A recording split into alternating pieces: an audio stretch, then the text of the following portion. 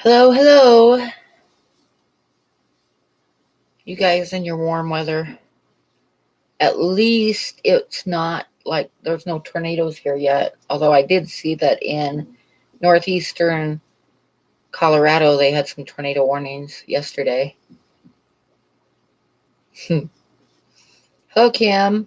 Hi, Anthony. Hi, Tampa Tom.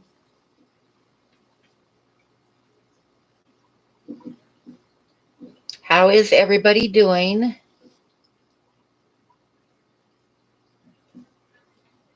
Oh no, buffering?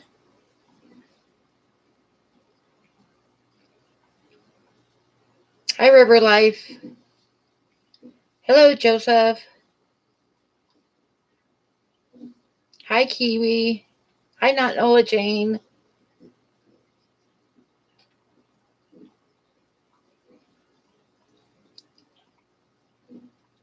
Hello, Fish Tube. Hi, Melvin. Anybody got some new exciting fishies? Oh, see, I stood in front of the mirror and cut my hair off today. So now I'm bald again.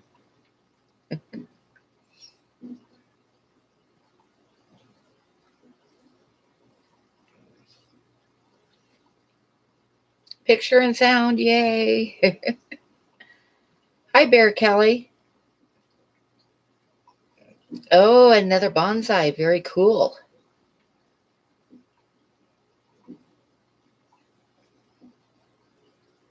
You have some gorgeous American blue deltas. Nice. Hi, Chubby Guppy. You got baby panda cories. Nice. I do I like Korean food? I don't know. I've probably had it before, but I don't really remember. Hi, Zo Kitty. I like all food though. Oh, thank you. I stood in front of the mirror and chopped it off. I'm probably going to find little stray hairs I need to cut here and there as the days go on, but it's okay for now. Nice, nice. Yeah, the green water is good for babies, though. Hello, Anthony. Hello, Betty. Hi,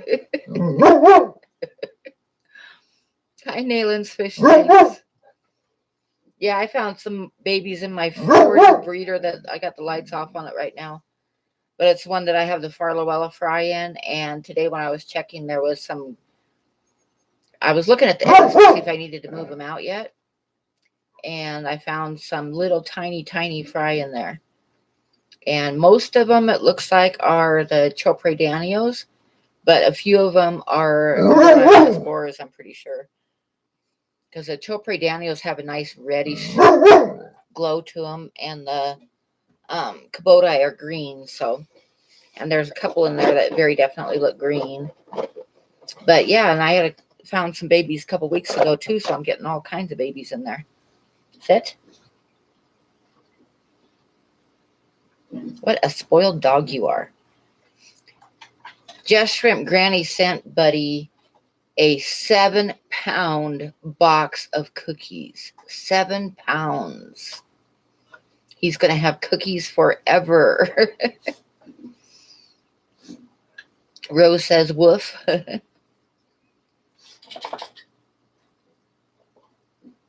He's staring at my back. I can see him. He's staring at me. Sneaking a little bit closer and a little bit closer. Sit. Sit.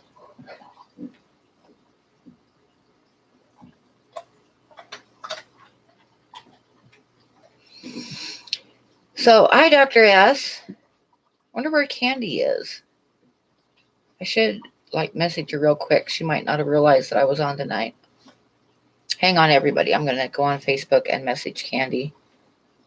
Although she doesn't appear to be on Facebook. She might just be busy.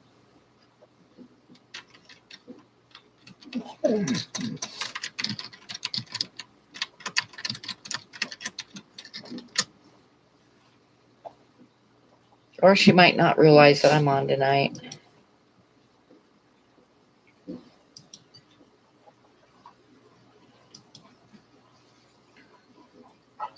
Yeah, I saw her earlier.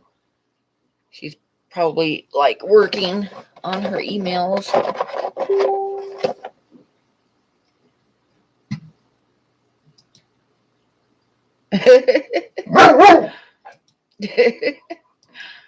I messaged her and asked her if she was coming. She said, "Oh shit."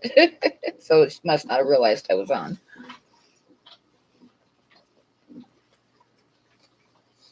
So, anybody else got babies? Oh no. That totally sucks. I've got my oldest Betta is about 3 years old and he's starting to go down. I think he's going to die here pretty soon. He's not leaving the bottom of the tank. Friends miss the dark side stream. Yeah, huh?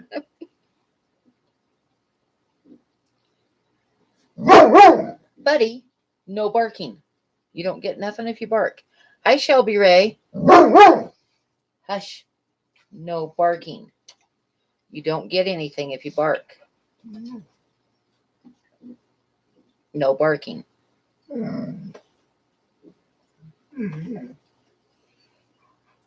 What a spoiled dog he is. No barking. No. No barking.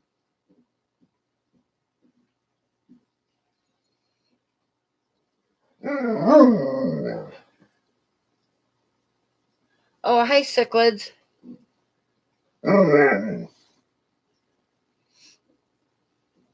So everybody's coming in. So who has new fishies? I need some new fishies. Quit. Thank you for what? For letting the dog bark. I'm going to be telling you to lay down if you keep barking. You're going to be a bad dog, huh?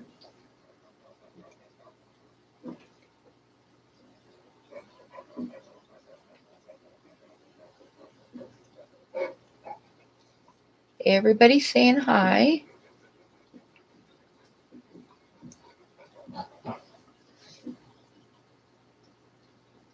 Oh, that's cool. I'm on the TV. I don't know. Let me turn the lights down so you don't have to look at me.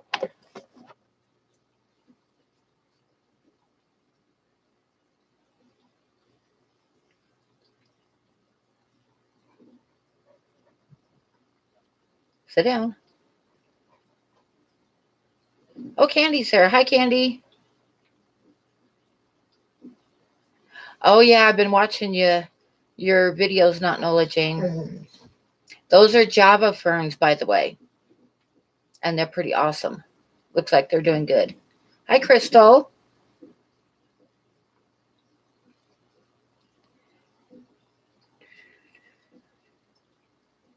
Yeah, everybody is getting tornadoes, which is not cool.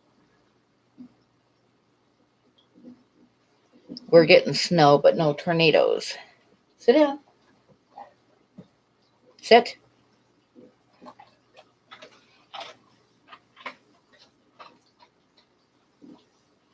Lots of shrimp babies. Nice, chubby guppy. I gotta set me up just a shrimp tank when I get my shelves up, which I still haven't done yet. I think I'll set up a 10-gallon for nothing but shrimps. So, Kitty, what's the matter?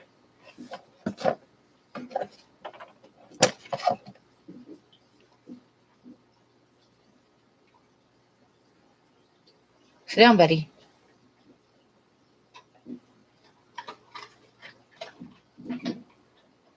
You did tornadoes last week? Ugh. I saw Colorado had some tornado warnings out yesterday. We have a possibility of tornadoes here, and last year we did get a real big one that just missed town, but we usually don't get them because we're so high up. But the weather is so screwed up here, the last few years, it's like, who the hell knows what's going to happen. Black skin-shinned live bears and dusky goody heads throwing offspring. All right, cool. Oh, that's it. Go lay down. No barking. Go lay down. Lay down. Oh, you're depressed and having anxiety attacks? Are you on medication?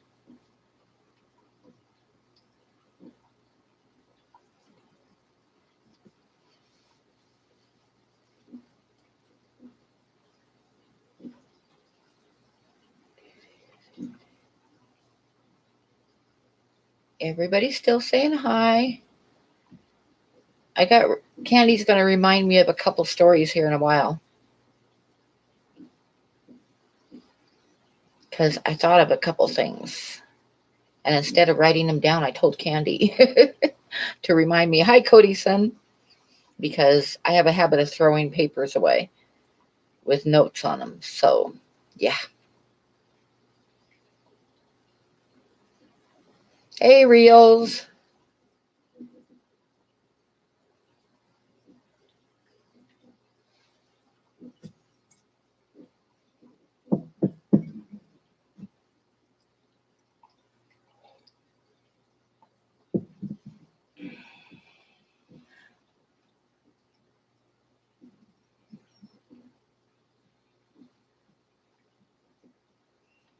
You see, I stood in front of the mirror and chopped my hair off today, Candy. Oh, the truck breaking down in Yellowstone. Yeah, that's a long one, so I'll wait a little bit. There was one other one too, wasn't there? Seems like there was one other one. I think the other one was shorter, but I don't remember what it is right now. Oh, yeah, that's right. That's right. The Chinese food dinner. I'll tell you guys that one real quick because I told you last week about Jim, the old guy that I stayed with for a while, and how grumpy he was. I mean, he was always really grumpy. And when I first got there, he took me and Megan over to his daughter's and son-in-law's house for dinner. But what he did was he called his son-in-law and told him to order some Chinese, and he would pick it up. We would pick it up on the way over to their house, right? So he asked me what I wanted, and I said anything with shrimp is good, right? Because I love shrimp. I love Chinese food anyway, so it didn't matter that much. But told him I love shrimp, so his son-in-law called in the dinner for everybody, and we stopped and picked it up on the way. And we got there, and we were all sitting down at the table to eat, and getting out all the different boxes of food that he'd ordered. And his son-in-law forgot to order anything with shrimp in it. Like there was no shrimp at all. And and Jim just like started ranting and raving, and just like kind of being an ass, like guys, older gentlemen can be sometimes when they're grumpy. And it made it like very uncomfortable because he was yelling at his son-in-law and yelling at his daughter and yelling that he just asked them for one thing and they couldn't even do it, get some shrimp. And it's like, it's no big deal. I like anything, I love Chinese shrimp though, but all of it's good. I like Chinese food. So anyway, so then we proceeded to eat, and there was like a very uncomfortable silence because I had just met, this was the first time I'd met his daughter and son-in-law, and he spent like 10 minutes screaming at them because they didn't get shrimp for me, right? So anyway, so we were eating dinner, and I finished my plate, and his son-in-law asked me if I'd like some more, and I handed him the plate, and I said, sure, I'd like some more shrimp, please. Oh, dear. Everybody burst out laughing. Oh, God. It was funny. It kind of broke the deadly silence anyway. Kind of relieved the tension because the tension was really high.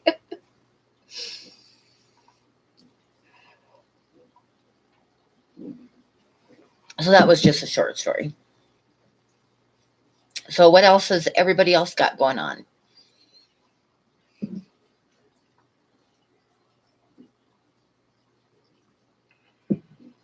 Well, I had to do it, because everybody, there was just this horrible silence. You give it a 10. Okay, so have a good night. Try to relax. So, what miracle genius came into the gas station this week? Oh my God, there's so many idiots. Nothing's working right. The new company that owns it are idiots. They try to cut corners every way they can. I'm kind of thinking, I was talking with the guy that works the overnight shift, and there's been a couple things have happened that makes him think that possibly they're going to cut the overnight shift. Instead of having it open 24 hours a day, they're going to cut the night shift. And so he was kind of worried about that. But, honestly, I don't plan on being there anyway, and he can have my shift. So, but it would be kind of awesome if they would do that before I give my notice, which I'm going to do pretty soon here. It would be kind of awesome if they would cut the overnight shift and then lay me off so that I could get unemployment for a while. But it probably won't happen. Exactly, fish tube. That's what I'm kind of hoping that they'll do that. And I would talk to the boss and say, you can go ahead and lay me off instead of the kids, because I have a lot of seniority. But yeah, I would tell them to go ahead and lay me off, and then I could get unemployment. That would be kind of awesome. But I guess that they aren't like keeping up with the bills that good and that kind of stuff. So yeah, it's kind of a mess at work. I will be glad to be out of there. I'm still wondering if they're going to shut that store because it's so small. And the computer stuff doesn't work, like the card swipey thingies and that kind of stuff quits working off and on, and they don't seem to be. I think they got cheap equipment, and it keeps screwing up, and we keep having to go to cash only. And at the same time, they're complaining because our sales aren't high enough. Well, you aren't going to get that good of sales if you have cash only. I'm sorry. So that's the way that goes. Anyway, I'll be glad to be out of there. Hey again, Big D. Did you get all the puppies and everything taken care of? Oh, you know what? I was going to ask you guys' opinion about something. So I'll see what you guys think. Now, the 23rd of June is my birthday, and I'm not working anymore after that. Oh, before that. That's going to be like my first day when I should be at work, and I'm not going to be. So I was going to do a live stream, and I was just going to do a long one, but I noticed this Sunday that there is a whole lot of people live streaming on Sundays. So I would have to either go quite late, or should I do a different day? But like I say, I was going to do it on Sunday for kind of a celebration because it's my birthday, and I'm not. That's like I'm going to be officially back to. Yeah, I know Sunday is really busy, but I would either have to do it not on my birthday and do a different day, or do it late. Yeah, it would have to be late Sunday night. I'd have to check and see when everybody else's streams are done. But Sunday, it seems like it's just all streams. Yeah, by Sunday, do you mean almost Monday? Yep. I could, that's the other thing that I was thinking, Dan. Instead of going late Sunday night, I could go Saturday night and then continue it through Sunday early in the morning. Actually, I was thinking about that. But I was going to ask you guys what you thought. And the other thing that I decided I'm going to do, because I've been wanting to do a drawing giveaway because I'm up over 500. And I'm going to do the drawing giveaway on that stream. So help me decide what, if I do it Saturday night, then people don't have to work. So it might be better than doing it Sunday night, because then everybody's got to go back to work Monday except for me. So I kind of wanted to fit it in on my birthday and my first official day of doing my art full time. Exactly, Candy. Do you think Saturday night? Well, I don't want to cut into everybody's stream because a lot of people stream on Sundays.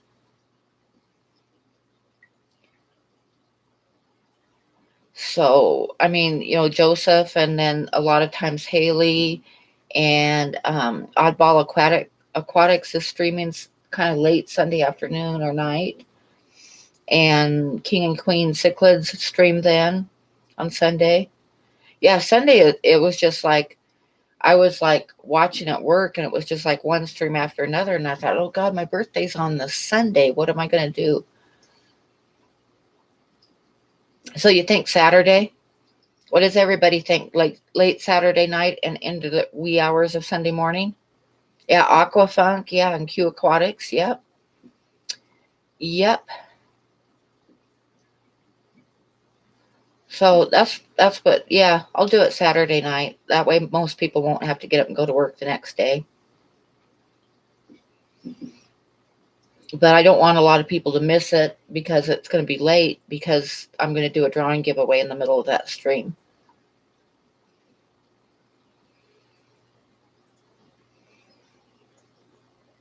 Yeah, JH streams in the morning, and a lot of times Haley will follow him. But then there was a good at least 3 streams in the afternoon, late afternoon. So because there's King and Queen Cichlids and Q Aquatics and Aquafunk. This last Sunday was pretty busy anyway. There was like 5 or 6 streams on Sunday. But so we'll do it Saturday night. I'll plan on it Saturday night. That's always running around time.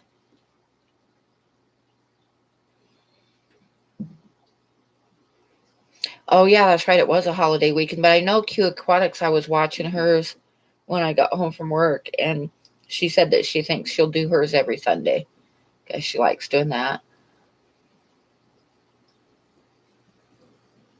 And I totally missed Jess from Granny's stream because I was at work.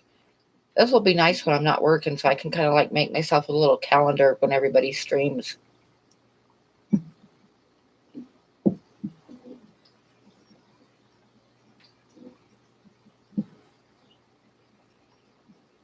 Yeah, exactly. But a lot of times she does follow Joseph in the morning. And of course, Dee does her stream early. I sometimes catch it, and sometimes I'm sleeping.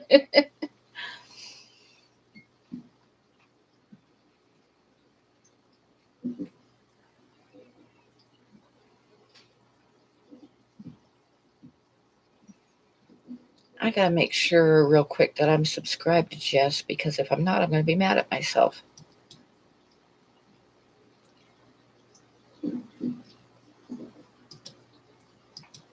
Oh, and it won't let me do that. It'll just let me time you out. Do you want to be timed out, Jess? I think I'm subscribed, but I'll check after the stream's over. Less beers and more practice. Yay. I need to go back and watch that one, it sounds like.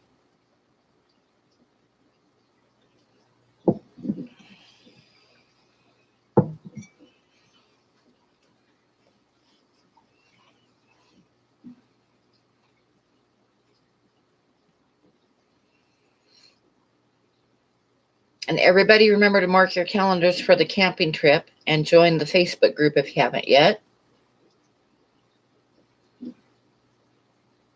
More beers and less practice.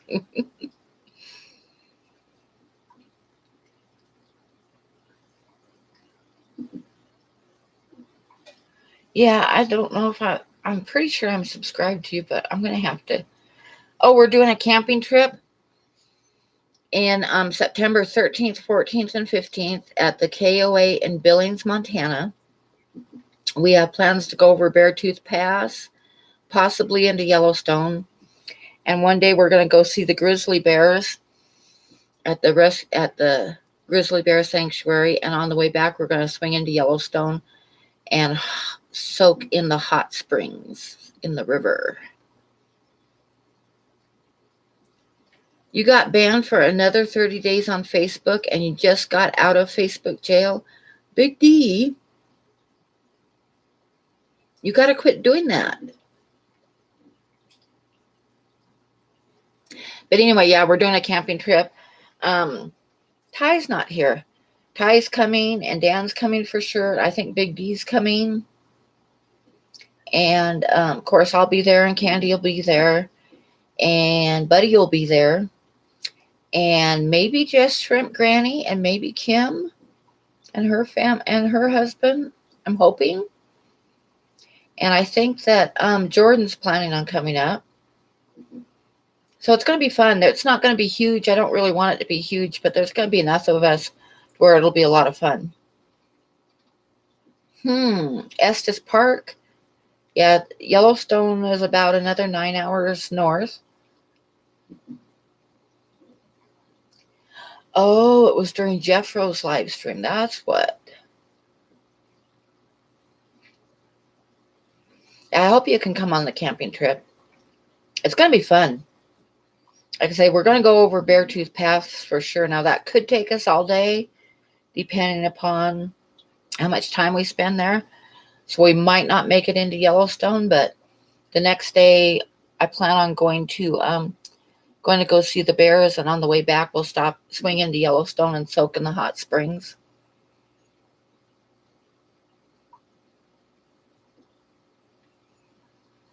I know what happened, why I missed your stream. It was because I was on Aquamate's stream Saturday night as a guest, which was kind of funny. You know what I did? He had asked me like a couple days before if I would come on as a guest on Saturday night. Well, when I went to get on to the Google Hangouts, I was having trouble getting on. Hi, Haley. I was having trouble getting on. And so it took me about 10 minutes to get on. We were going back and forth with what the computer was doing and stuff, right? So Aquamate knew that I was having trouble getting on. And so when I finally got onto the Google Hangouts and everybody's like, yay, she made it. And I like did this thing like I was like talking, but I wasn't saying anything. I was pretending that my mic wasn't working. And they were all like, oh no, your mic isn't working. And then I started laughing because I'm kind of an idiot that way.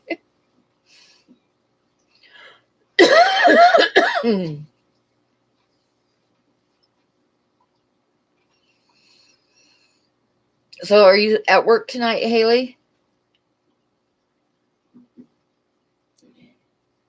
Oh no. Oh, that's too bad, Haley.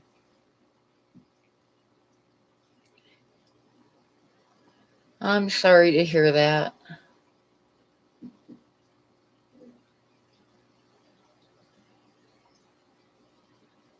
On a break, okay. That's sad. How are the other guys doing? Are they still looking like they're guarding eggs?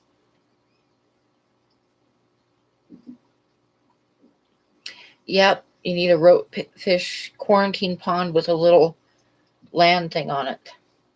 A turtle dock.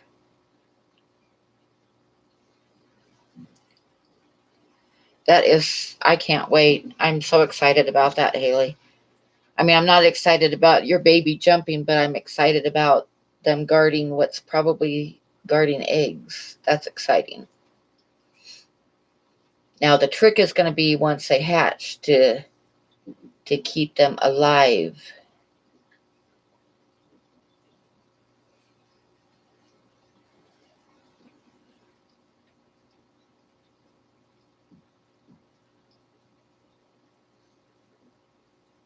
That is really, really cool. But as far as the baby goes, that stuff happens to all of us. I lost I've lost 2 female bettas that jumped. So, it happens. It happens. Yeah, it's going to be totally epic. You must film it all. Film it all to show us.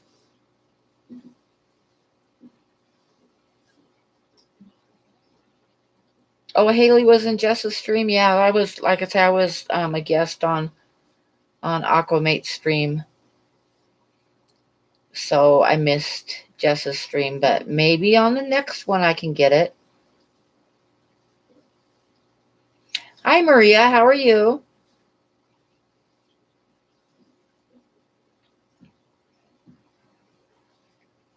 I should go back and watch it. I got to find it. I remember seeing it pop up, so that's why I'm thinking that I am subscribed to you. But if not, I got to double check and make sure I am. But I remember seeing it pop up, so.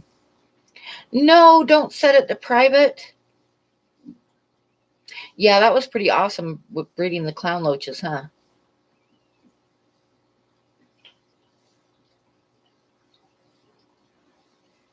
She's the next Pam. Oh, don't do that. The world doesn't need more than one me. That's for sure. But yeah, I'm going to have to go back and watch it. I'm pretty sure that I'm subscribed. I've got to double check.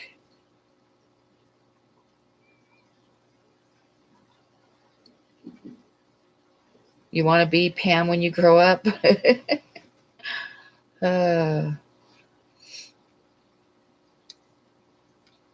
Oh, so you guys let me know when you want to hear a story about Yellowstone Park and breaking down in Yellowstone Park.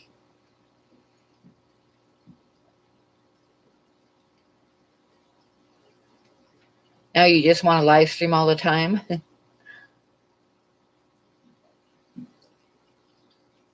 Is it about bears? No bears involved. But okay, so this friend of mine, her and I were going to go to the Tetons, which you can go from Yellowstone right into the Tetons. And we were going to go spend a few days in the Tetons and look for moose because she's an artist too. And we wanted to find some moose. So she lives I forget the name of the town she lives in, but it's past West Yellowstone. It's one of the gateway. West Yellowstone is one of the gateway cities into Yellowstone. So I went and picked her up, and on the way to get her, and I had made reservations at the KOA in Jackson, so for a couple days, so we could spend a couple days down there, and then a day or so in the park, in Yellowstone Park. So on the way to pick her up, I was going down the road, and the truck made kind of this weird grinding noise, and I pulled off the side of the road, but it quit doing it. So it was in the back of my mind, but I was listening for it, but I wasn't too worried about it. So I went and picked her up, and we went down to Jackson, and we had a cabin down there, and we spent every day out driving around looking for moose. And I went on some hellacious roads because I do that. We went down this one canyon. It was just a single trail dirt road.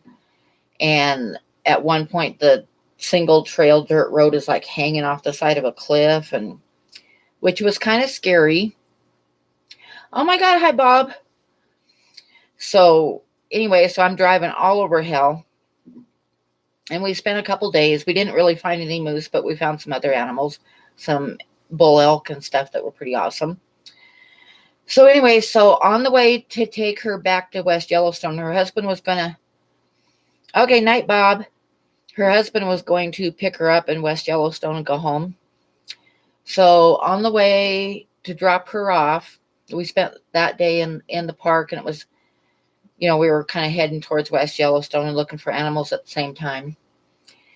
And it was about 4:00 in the afternoon, and my truck made the grinding noise again.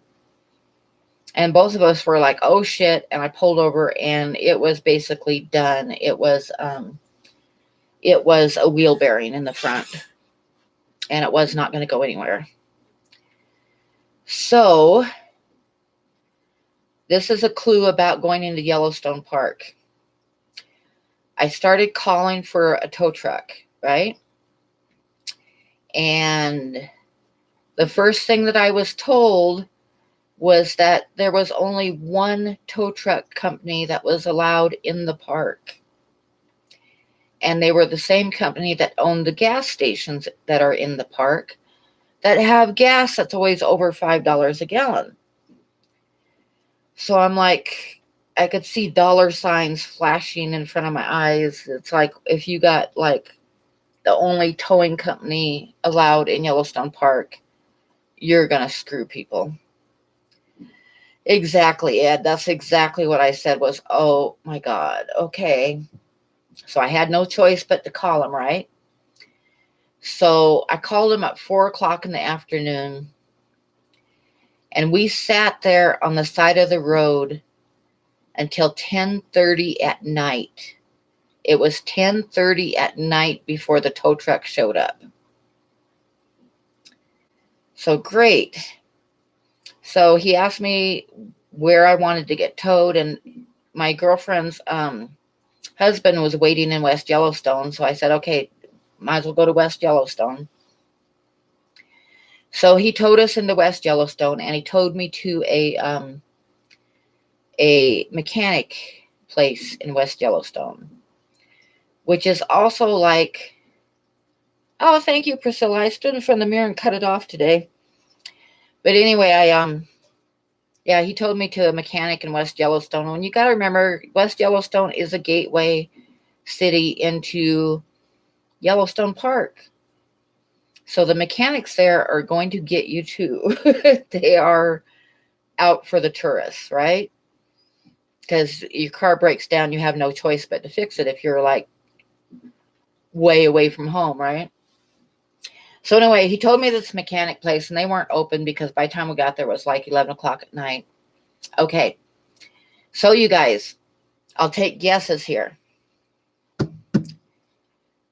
He told me it ended up being about 22 miles. How much money do you think it costs to get my car towed out of the park 22 miles?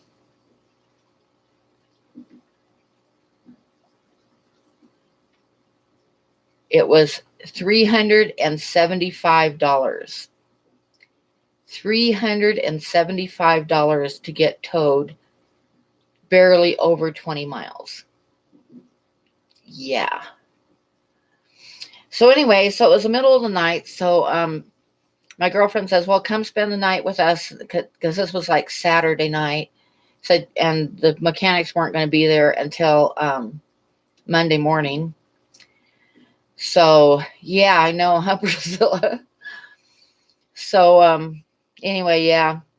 So I went and spent the night with Cassie, my friend, and her husband. And then she gave me a ride home in the morning. So this was Sunday morning. There wasn't much that I could do. Monday morning, I checked my bank account, and the towing company had charged me twice. They had charged me $375 twice. So I called them up, and they said, oh, it's your bank. So I called my bank, and they're like, no, it's the towing company. The towing company has to take one of them off. So I called the towing company, and they're like, I can't do that. Your bank's got to do it. So I called the bank, and they're like, no, it's the towing company. And finally, after like back and forth for an hour, the lady at the bank says, give me their number. So she called them up and chewed them out and walked them through how to take the second charge off. So I got that straightened up, got my money back on for half of it anyway. And then I called the mechanics. And they told me that it was going to cost me $2,500 to fix my truck. And they listed a bunch of stuff that was wrong with my truck. You got to realize my truck's got, even then, it had well over 200,000 miles on it. They want $2,500 to fix it. My truck's not worth $2,500. So I was in a panic, and I checked in West Yellowstone. There was no wreck yard or anything, because I wasn't going to pay $2,500. And they gave me 2 days, and then they were going to start charging me $40 a day storage fee for having my truck parked in their lot. So after almost a full day of panicking, I called my mechanic and told him what they said. And he started laughing his ass off. And he said, Pam, your truck is old. Yes, all that stuff is wrong with it. It's going to stay wrong with it. He says, all you need to fix is the wheel bearings on that one tire. That's all you need to do. Just get it back on the road. But I called them and they wouldn't do it. They wouldn't fix just the wheel bearings. I had to pay $2,500 to get my truck fixed, or $40 a day. We are fish lover.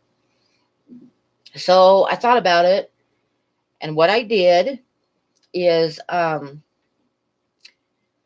called AAA towing and signed up for AAA towing. And yeah, it's total crappy. They kill the tourists is what they're doing. It's like if your car breaks down in Yellowstone, you're going to pay through the nose. And the towing company is going to haul you to a mechanic that's going to screw the hell out of you too. And that's what they do. That's what happens when you're a gateway city into a national park. So anyway, I signed up for AAA towing, and it didn't take effect for 2 days after you got it. So when the 2 days hit, I had Courtney come get me. She was living in Billings at the time. And we went through the park and over to West Yellowstone. Yeah, no kidding, Priscilla. But we went and picked up my truck. And the towing company had closed early and they weren't there. So I didn't give them their $40 a day either. I hate to say it, but I never did give them their $40 a day storage. I was like, screw you. So anyway, they had the keys to my truck in their office, but they still have them because I had a spare set with me and I just used them. And I babied my truck down the shoulder of the road till I got about 5 miles out of town. And then I called AAA towing, and I'm like, oh my God, my truck broke down. I need a tow. And she asked where to tow it to. And I said, back to Livingston. I need it towed to my mechanic in Livingston. So when you sign up for AAA, you have 150-mile tow, I think, is covered. And it was just like 7 or 8 miles over that. What I didn't realize, because the lady that I was talking to in AAA, she was panicking because there is a small stretch down that road. It goes by Big Sky and down that way.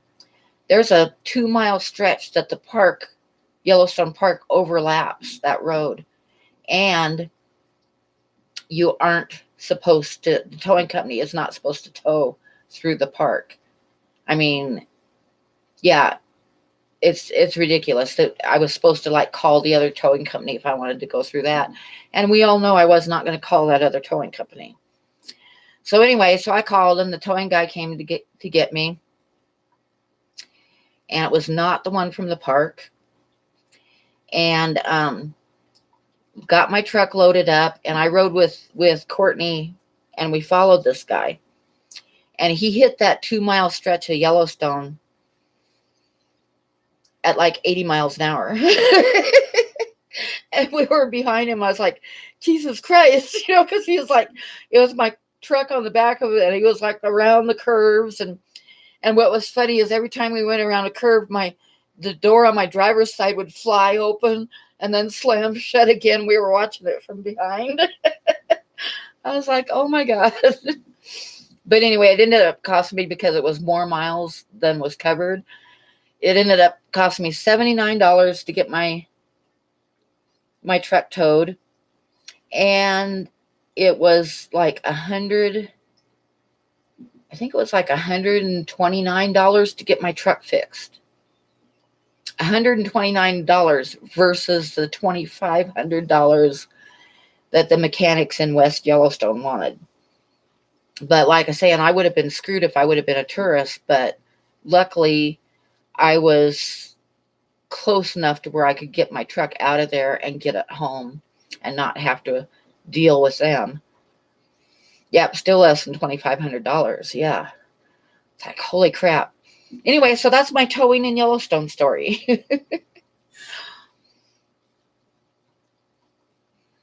Yeah, all the way into Livingston and everything. Every time that tow truck went around the corner, the door would fly open of my truck and slam shut again. Oh, yeah, it is. It's a racket, and what they're doing is they're screwing the tourists. Because think about it, if you break down in Yellowstone Park, there's only one towing company allowed in the park, so they're going to screw you. And they're going to haul you to the mechanic that's going to screw you. Because if you're like from the East Coast or something, you have no choice. You have to pay that to get your car fixed or whatever so you can go home again. So yeah, it's totally a racket. Totally a racket.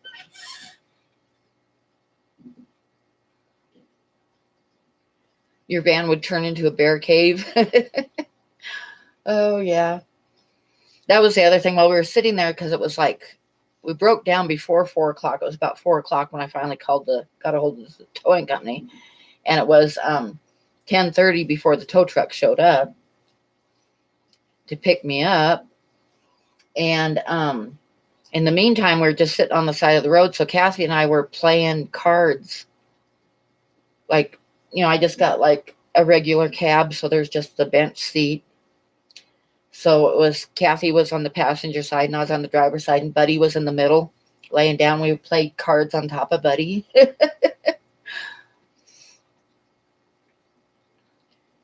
And he was good. The Yellowstone Mafia, yeah, no shit. I mean, and they get away with it. It's like a monopoly, and then I'm sure they have a deal with the mechanic to haul everybody to them.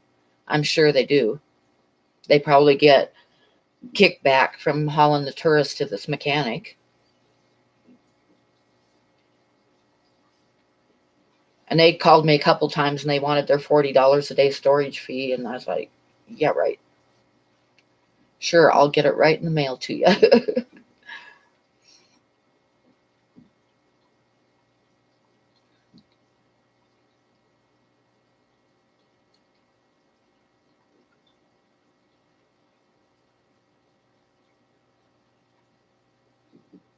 Well, that sucks, Big D. Yeah, there's a lot of stuff people get away with, but yeah, that Yellowstone. In the first place, I wouldn't ever stop for gas at one of their gas stations, because at the time, gas was like $2.50 a gallon, and it was over $5 a gallon inside the park. And even the gateway cities are like $1 more than it is if I fill up at Livingston before I left. So I always made sure I filled my truck up before I left. But yeah, you break down in there and you're in trouble. You don't want to break down in Yellowstone Park.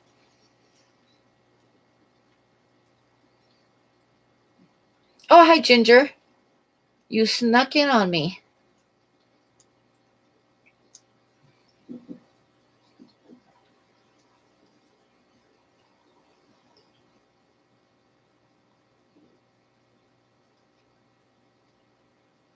But cichlids, it's been that way forever with the national parks, because I remember when I was a little kid and we went to the Rocky Mountain Park, and I was really young, but I still remember the car broke down and it cost my mom and dad a fortune to get out of there. I mean, we had to turn around and go back home. That was the end of our vacation. Ah, I was telling stories and I missed you. Well, welcome to the stream. Yeah, people can be jerks. And like I say, those mechanics on those gateway cities, they will screw you.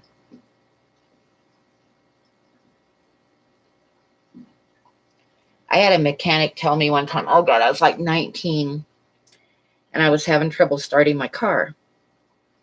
And I am not a mechanic, and I don't know a lot about cars, but the one thing I did know, my dad used to, he would take his carburetor totally apart. Hi, Merritt. And he would have all the pieces laying in the garage, like numbered, and a diagram how it goes back together again and stuff. And he was always messing with the carburetor, wanting to get better gas mileage. So, but I remembered him telling me that you never need a new carburetor. Don't let anybody ever sell you a new carburetor. You can get a rebuild kit and just rebuild your carburetor.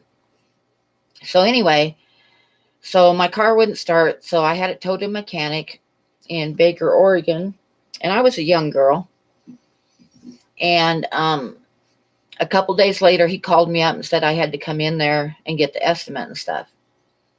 Okay, so I walk in the door, and there's the mechanic and this young kid that was working for him. Okay, the kid wouldn't look at me, and his face was red. So that clues you right then that something's not going to be quite right. So then the mechanic proceeded to tell me that I needed a brand new carburetor. And I was like, why do I need a new carburetor?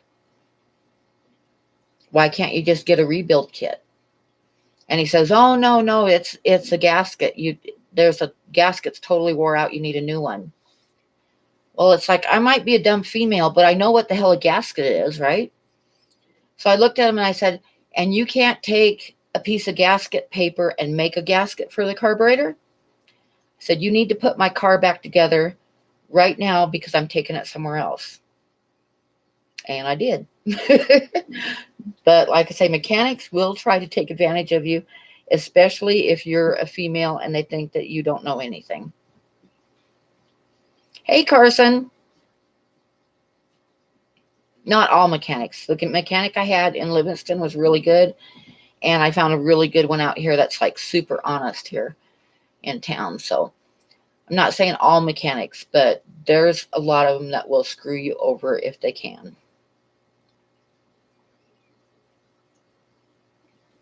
Good night, Maria. Thanks for coming by.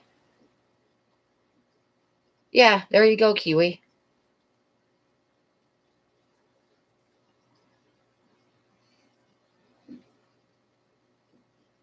That makes it nice. Oh, what did you retract, Carson? I just started to read it and you disappeared. But I've got the box ready to go out tomorrow, Carson. I was going to send them today, but it was so nasty and yucky out there, I decided I was not going anywhere. But I've got a couple boxes that I'm going to be shipping out when I get up in the morning. Got them ready to go. Exactly, Big D. Yeah, you got to find a good mechanic is not always easy.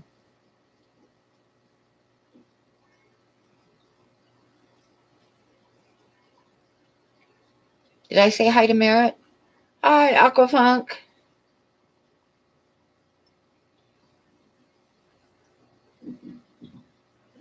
You think I just ship them in an oven? Okay. I'm actually going to ship them out tomorrow.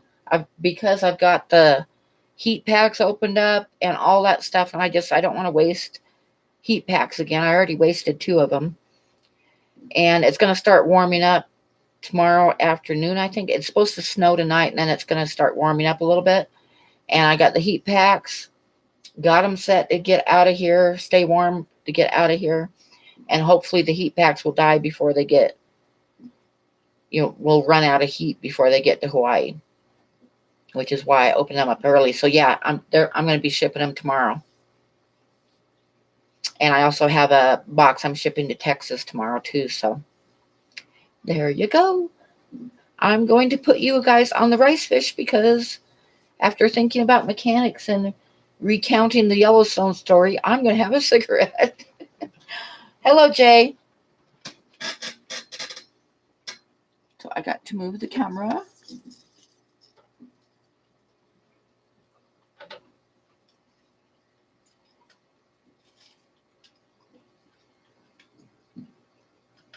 Lower down. There's a whole bunch of snails right on that side of the glass where they're hard to get past them to see the rice fish, darn it. Because there's a congregation of snails.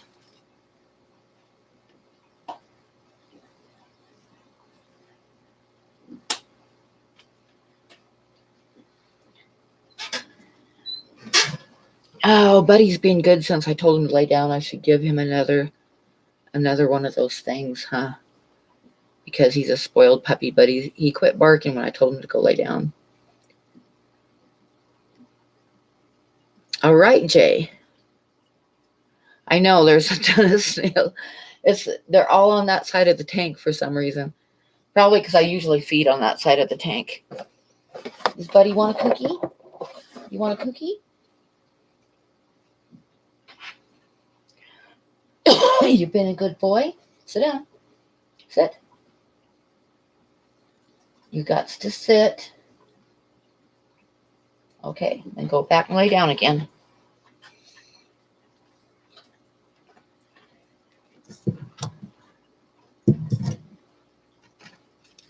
So how's that baby doing, Aquafunk?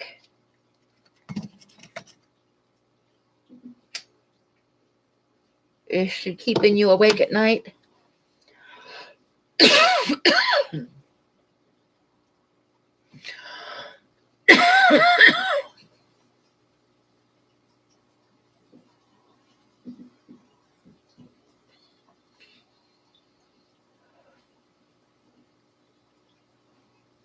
Big D, that's why I'm going to be with the damn hospitals.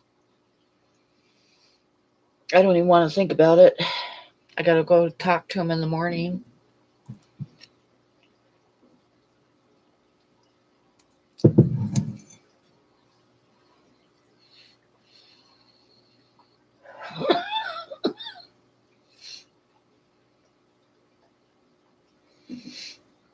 So, I've been telling stories. I'm not letting anybody else talk. So, let's hear what everybody else is all up to.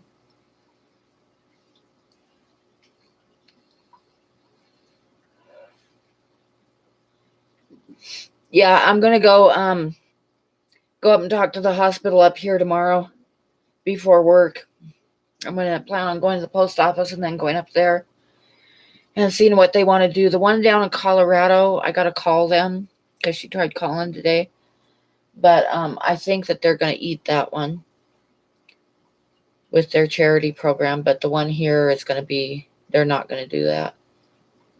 So I need to go talk to them and see what we can work out.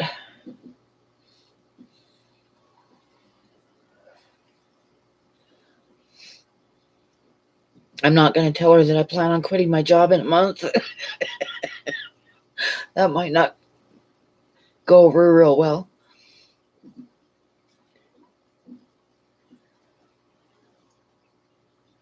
Actually, the thing is I can make more money on my art than I can working at the gas station. It's just that it's not totally steady all the time. Yeah, I'm thinking I should leave that part out.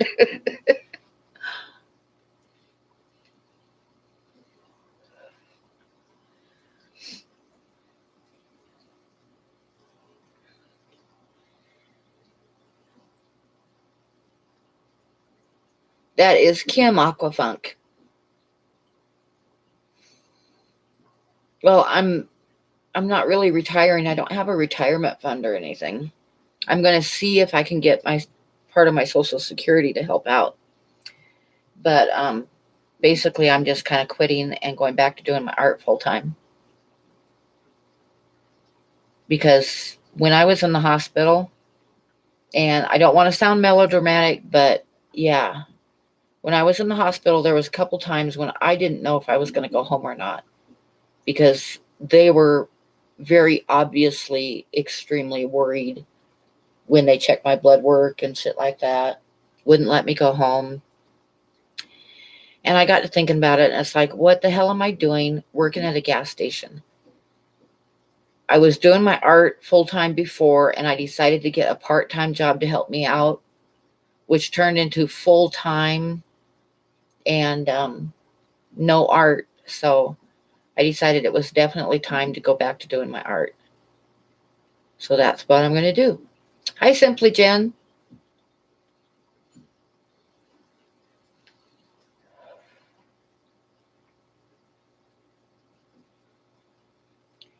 So that's, like I say, I kind of set a time because there's a couple things I need to get straightened out. Like I need to get my truck fixed so I'm not without transportation.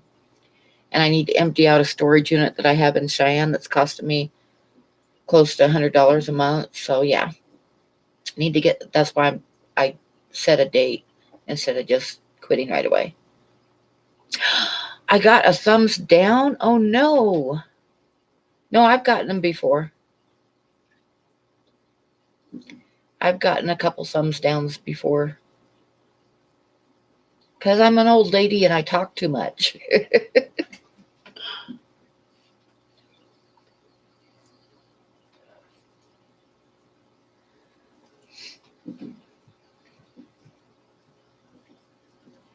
No, I've gotten a couple there's been a couple where I've got one or two thumbs downs. I've lost subscribers after live streams before too. Like my subscription will go down one or two.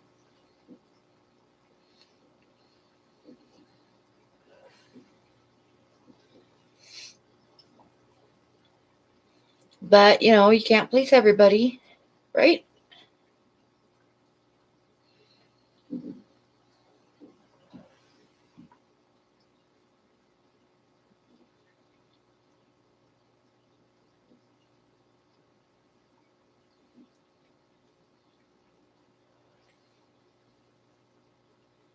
Who thumbs down a live stream? I don't know. But people do it. People do it. Oh my gosh, I've got two now? Oh no.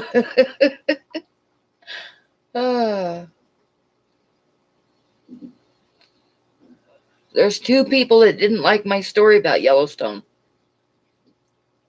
Maybe it was the mechanic in West Yellowstone. Or the tow truck driver.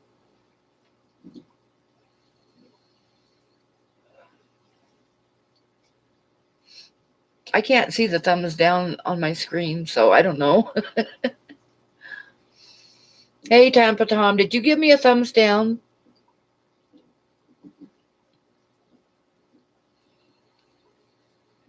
Oh, good morning, Sharpies. I missed you last week. Yes, I'm upsetting people again. I got thumbs downs.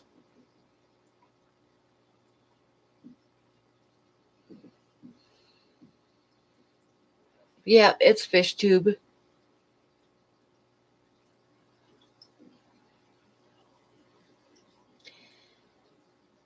So, John, have you hurt yourself in the last 2 weeks since you were here?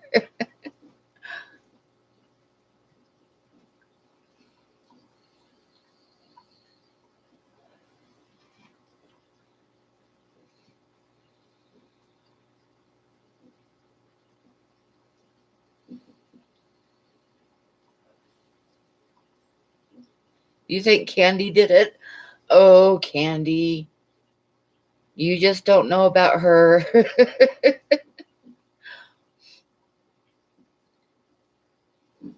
Yeah, it sounds like your trap is really taking care of that area. I'm going to remember that you have that out, because if I ever get planaria, I will go back to that. No injuries worthy of note? Okay. Okay, Jay.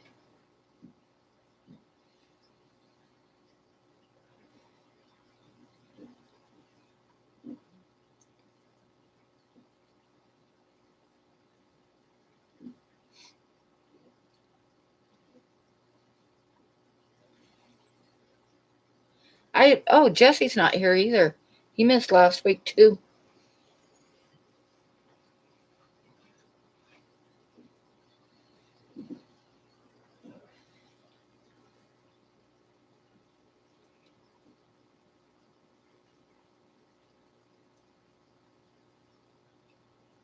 Why would anybody think I would thumbs down, Pam? Because I'm an old lady and I talk too much. That's why.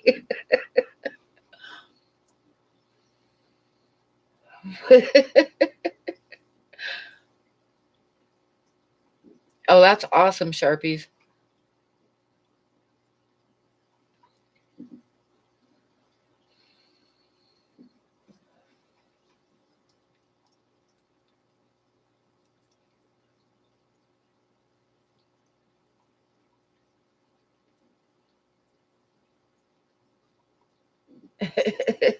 Candy's telling Aquafunk to go to bed. It's past his bedtime.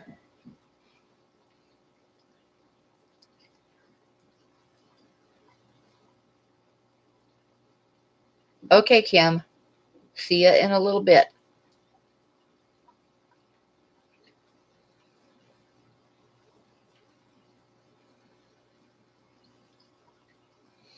So, does anybody else have exciting stuff to tell? I should have wrote down some more stories, but I had Candy remember those two for me when I thought of them. Okay, good night, Aquafunk.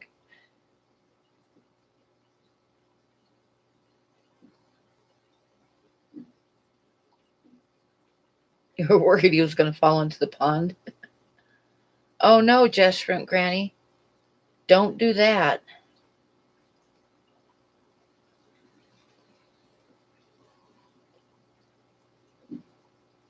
When I was at work yesterday, I got myself a soda, which I usually don't drink, and the sugar hit me, and I got really dizzy for a minute. I know it was from the sugar.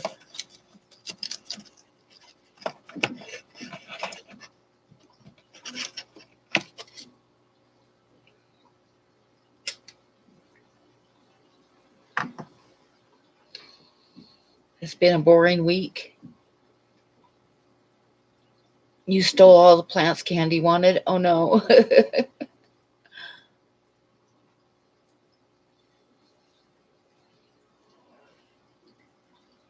Oh, there's no such thing as too strong a coffee.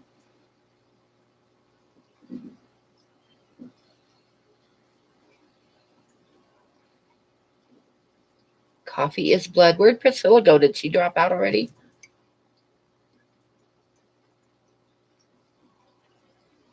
Oh, there's Priscilla. Nope, today is Tuesday. I decided to go back to Tuesday night streams because Saturday nights can get kind of busy. So I'm going to do Tuesdays except when it's my birthday and I'm officially not working at the gas station anymore. I'm going to do a Saturday night birthday stream with a drawing giveaway for people that are on the stream. I'm not going to do the comment thing or anything like that. It's going to be the people that are on the stream on Saturday. Oh no, fish soup. Yeah, I decided to go back to Tuesday nights for streaming. Yeah, I know that feeling. I work Sundays and Mondays, and then I have Tuesday off, and then I work Thursday and Friday. For another month. 29, 30, 31. Actually, for 26 more days. You too, Kim. Yep.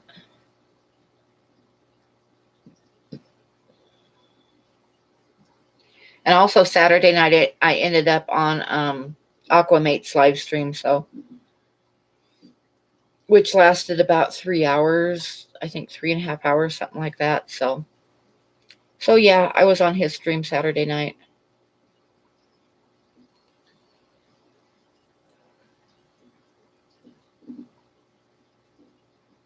Oh no, Ed. Yeah, I'm thinking I'm going to have to put my oldest Betta down because he's not doing real well. He was a Walmart Betta that I got like 3 years ago.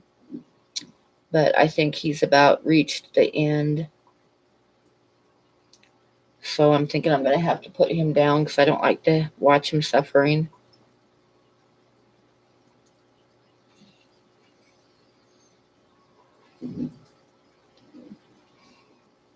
Yep, clove oil is the best way.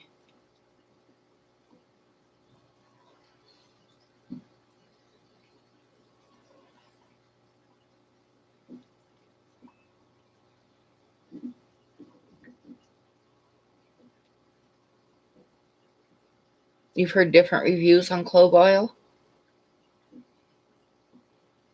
I remember I watched that guy, what was his name? I haven't seen him for a while. And I'm subscribed to him too. He was from Sweden or something, someplace over there. And he had the Amazon puffers that he trimmed their teeth, and he used clove oil to kind of knock them out while he did it.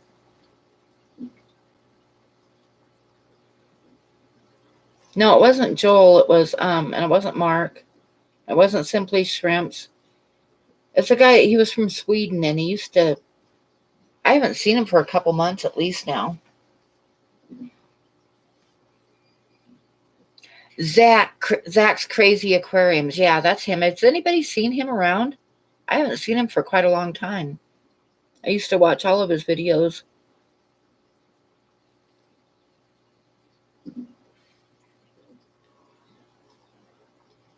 Yeah, I haven't seen him. Hi, Kendall. Oh, he did a live and I missed it. Darn, it was probably one of the days I was at work. Oh, he recommended ice method over clove. Oh, the ice would work too. But anyway, yeah, he put them like in some clove oil and then pulled them out and trimmed their teeth and then put them into fresh water until they came out of it.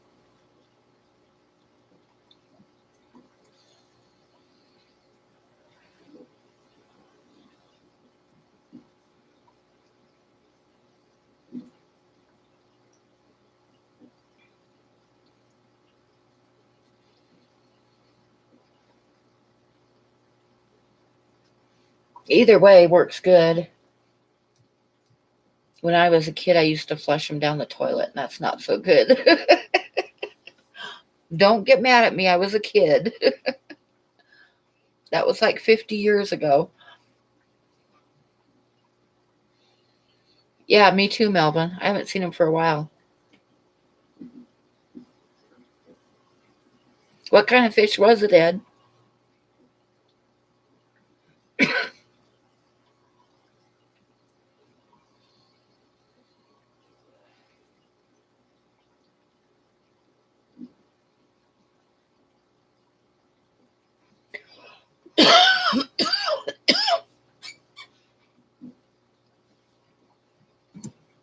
I need more coffee.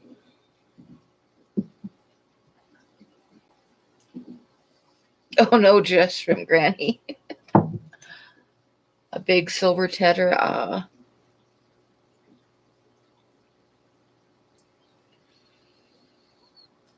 I was cleaning one of my tanks one time and I used like a pump and a hose and stuff. And I siphon into a bucket with a pump that pumps it to the kitchen sink. And then I've got another pump and another bucket in the kitchen sink where I pump fresh water back. And I had the siphon going, and I went over to the sink to check to make sure everything was working right. And I saw baby Corys in the sink, and I was like, "Oh my god!" I did save some of them, but yeah, I felt so bad because I was vacuuming up baby pygmy Corys.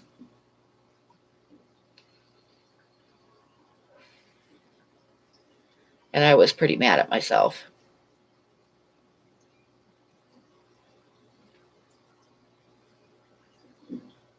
Yep, the big flush.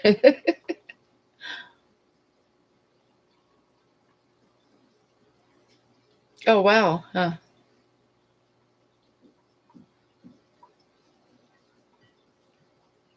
I had a goldfish in the first tank that I got when I was like 13. And it was just a regular common goldfish from the fair. And he got pretty big. And one day I walked in my bedroom where my tank was, and he had jumped out of the tank. And I had hardwood floors, and he was stuck to the floor. He was dried up and stuck to the floor. So I peeled him off the floor, which left the perfect outline or imprint of the fish on the floor because all of his scales came off on that side when I peeled him off the floor. His scales were stuck to the floor. And I went and I threw him in the toilet. And as soon as he hit the cold water, he started swimming around. So I fished him out of the toilet and put him back in the tank, and he lived a couple more years. Hey, Kevin. Oh, thank you for sharing that with us.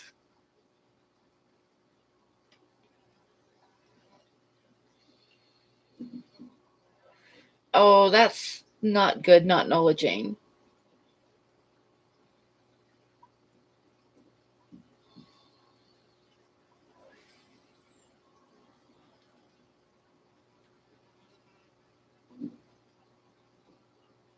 Yeah, that's a good idea, Sharpies.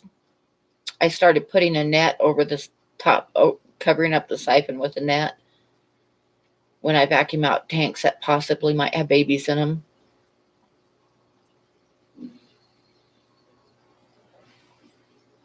That's disgusting. Well, you saying that you farted, that's disgusting, Kevin.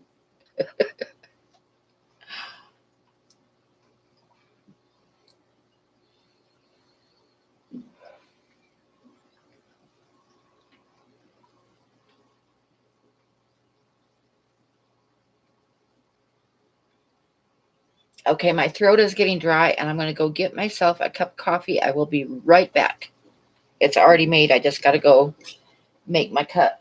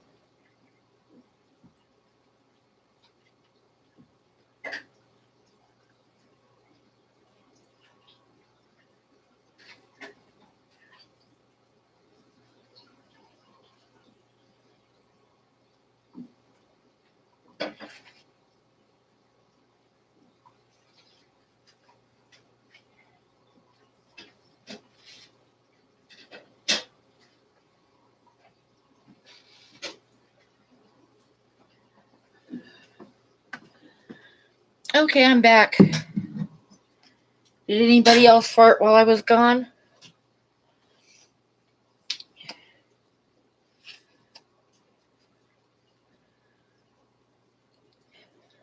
Deal with the smell or open the window?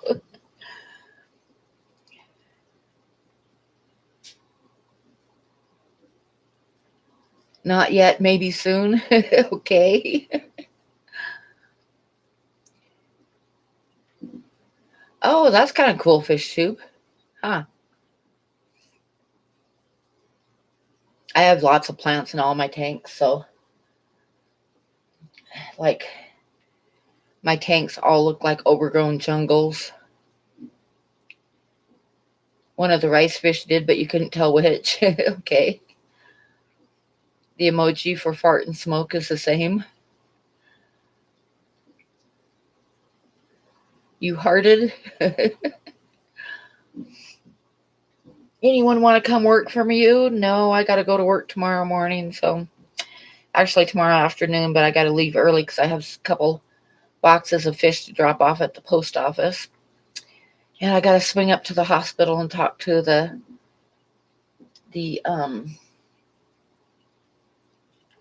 payment person there. I know, fish tube. I have this stupid female guppy that I want to send to Jesse, and it's still in the tank. I got to try when the stream's over. I got to try to catch it again. But the tank is full of Chopre Danios and Kubota Rasboras, and then the Farloellas, and there's a bunch of babies in there. And it's like I stick the net in the tank, and I could catch anybody except that damn female guppy. She just like hides instantly as soon as the net hits the water, and everybody else is just like do do do do do, and I could catch them easy, but not that stupid female. Put a Dorito in the net. I should try some food in the net, but all the other fish would swarm into the net, and she still wouldn't come in.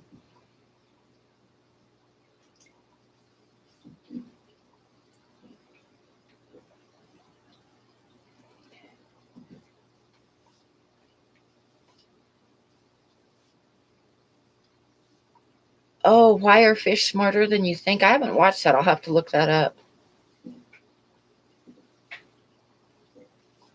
You had to catch 5 plecos today and you were ready to dump the tank. Yeah. Yeah, I was trying to use 2 nets, but as soon as the first net hit the water, she disappeared in the grass and wouldn't come out again. And all the other fish in the tank were like, "Oh, do you have food?" I even like had a couple baby farlowellas in the net, but not that damn female guppy.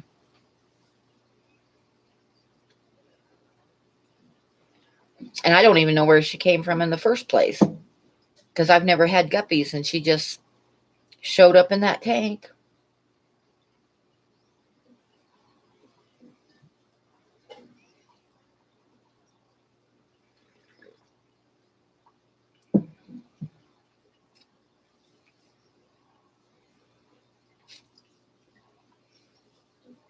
I've got snails. I've got lots of snails. Your guppies are like that, yeah. It's like, and I want her out of there because I think she's eating some of the fry. No, Kendall, my daughter did that for me.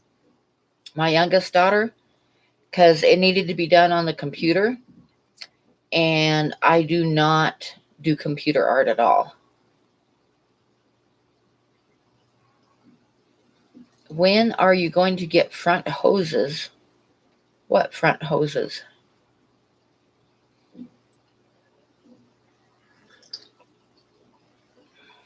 My daughter also did the art that Corvus was using for a long time. The computer drawings of himself that he was using, that's she did those for him too.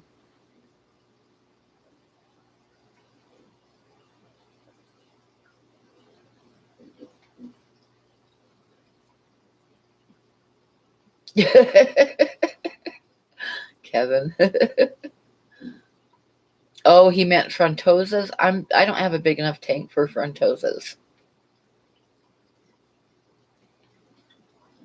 Front hoses. Front hoses to frontosas. That's pretty funny actually. Oh. Front hoses is close, right?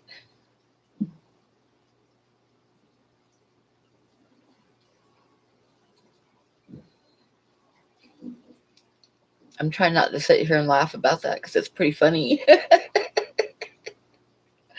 Oh, that's right. And you're using the talk thingy too.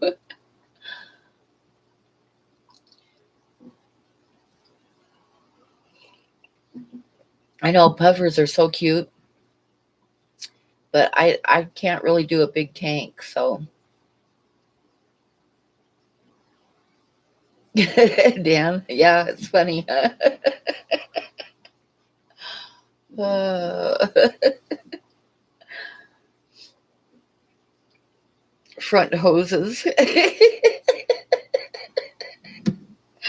Oh my god, that's funny. Uh, I couldn't figure out what he was talking about. When am I going to get front hoses? Like, what the hell are you talking about?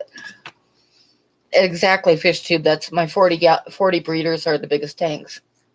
And I've got 2 now, and I want to get 2 more, but I really can't do huge tanks. It's because I have an old trailer.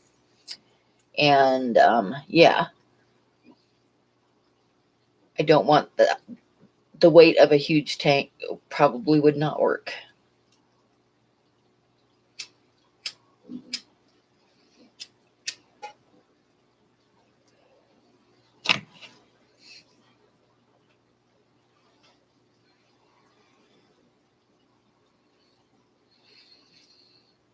And I have a cigarette case that says trailer trash because I figured, I might as well embrace it, right?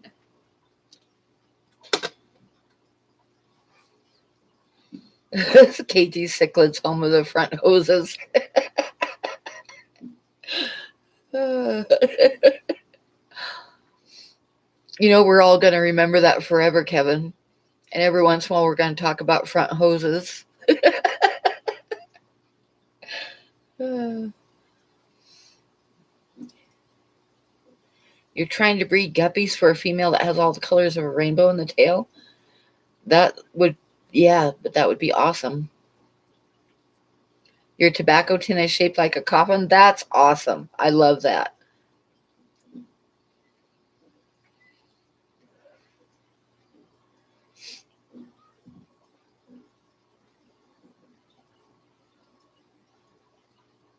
Diego, hi. I still got to email you back. I haven't gotten to it yet. But it will be coming.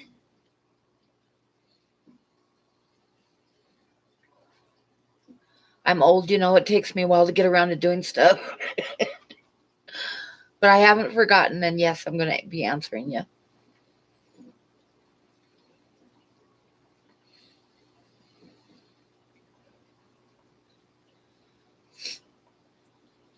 A female guppy with lots of color in the tail, like the world's greatest guppies, are pretty awesome. The female that just showed up in my tank is just a gray and white female.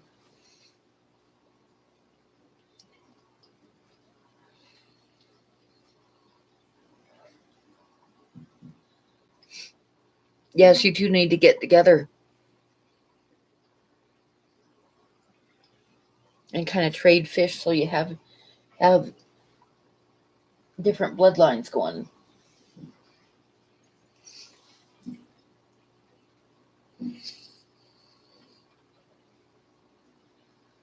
All the snails in that frickin' tank are right up against the glass on the side where I put the camera. It's ridiculous.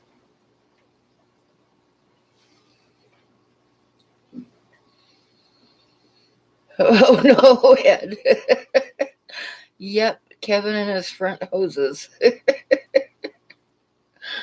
Oh.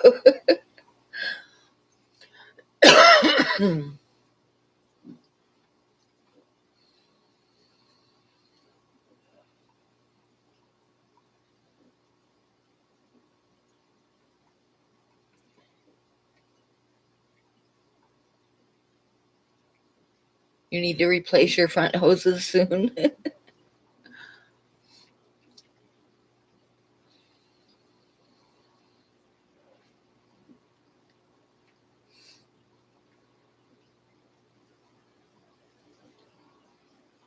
I think my front hoses are all wore out. So,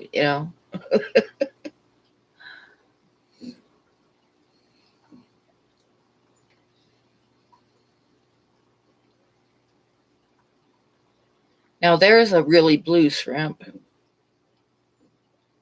And it's got eggs. Not a whole lot of them, but you can see its legs moving on its belly.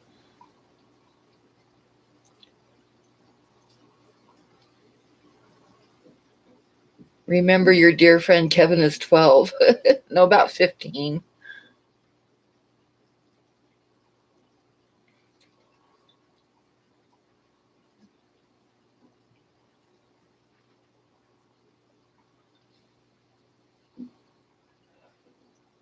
Yeah, I understand that, Big D. That's how I've been feeling.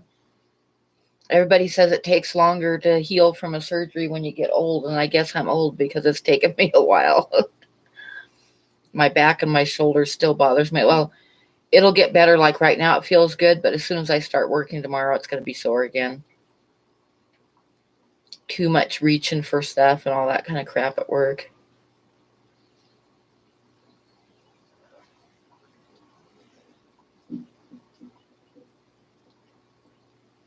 Oh, thank you for sharing, Kevin. Clearly, I'm allergic to work. Yes, that has to be it.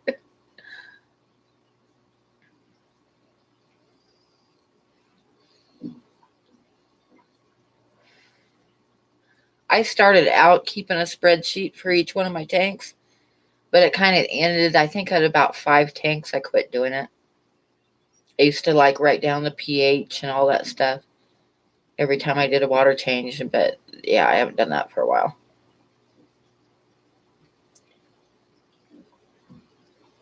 Exactly, Dan. He can't type all that without mentioning poop at least once.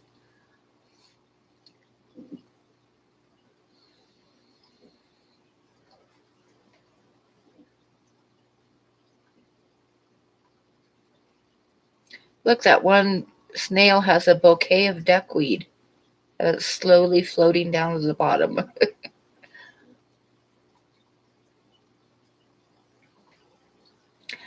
I have not tried to eat greasy or spicy food ever since the surgery. Yeah, because I know it's going to run right through me.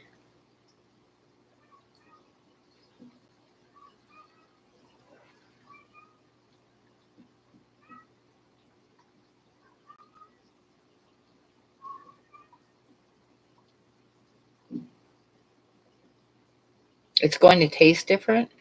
Hmm. I haven't even tried it like at work, whereas I used to get like, because I always eat at work. So I work 3 to 11, so I'll eat dinner at work. And I used to always get a hot dog or something. But now they've got like tuna fish sandwiches, and that's usually what I get because, yeah, I'm afraid of the spices right now.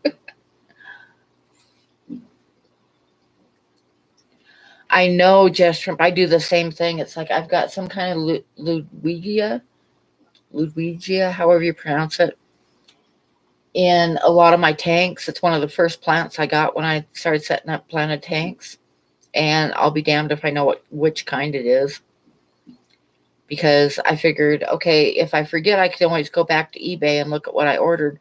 But eBay doesn't keep records that long, so you can't. I should have written them down.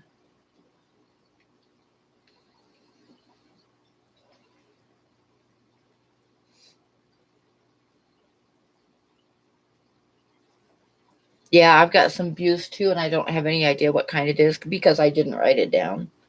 I need to start writing stuff down. Plants especially.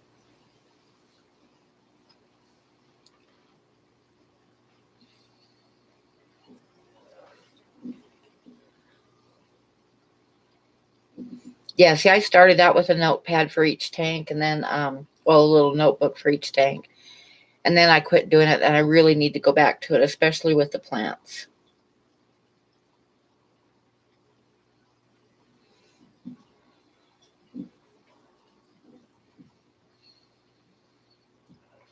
Yep, that's a good idea, fish tube. Good idea. I should get some little notebooks and start writing stuff down again.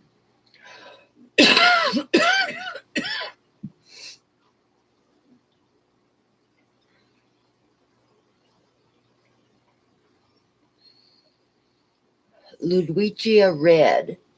I don't think that's what I have. I think it's a common one. It gets like the ends up by the light get real nice pink.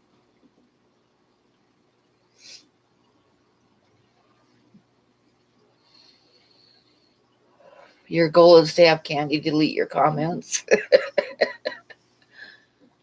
Probably, Dan. Probably. And I'll forget it. As soon as the stream's over, it will leave my mind.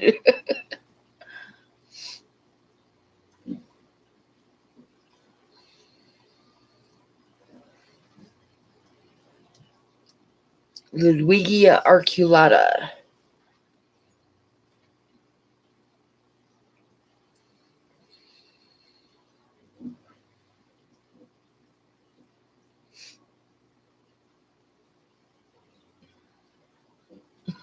Poopy.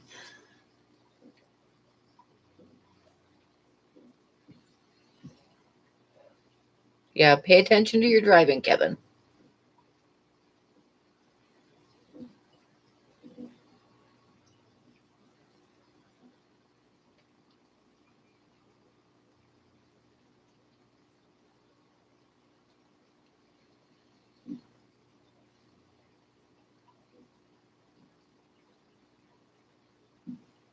Thank you, Candy, with an I.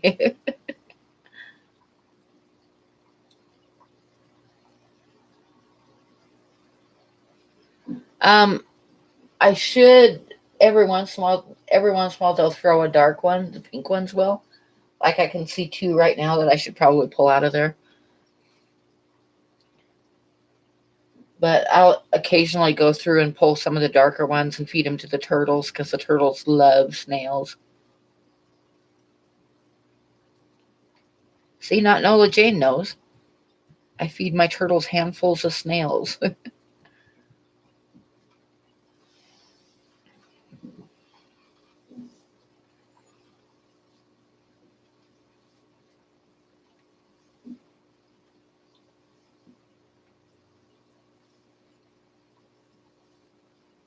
But I usually don't feed them the real pink ones. I'll feed them the dark ones. And then in the 40 breeder, there's a bunch of just the regular brown ones, but some of them have like leopard looking shells. Those I just pull out by the handfuls and dump in the turtles.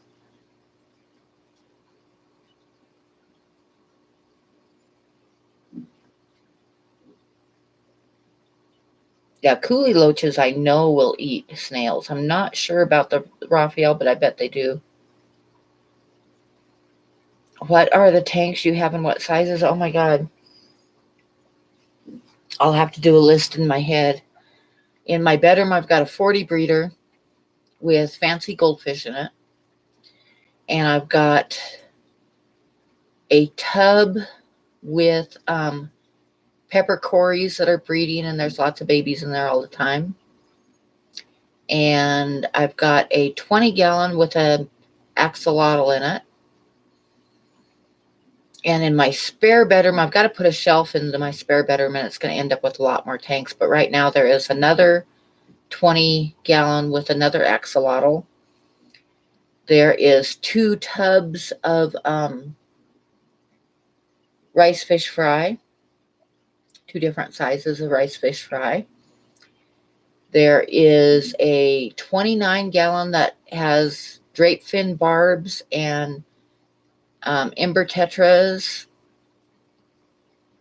And there is a 10-gallon with some albino cories that I raised and some green cories that the eggs came in on some plants and some more ember tetras.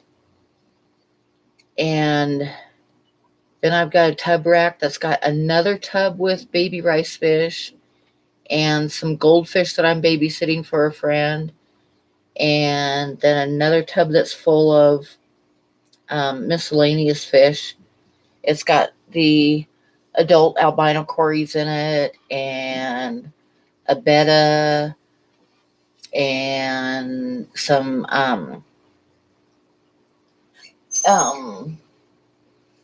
endlers that I pulled out of the 10-gallon because it was getting too full.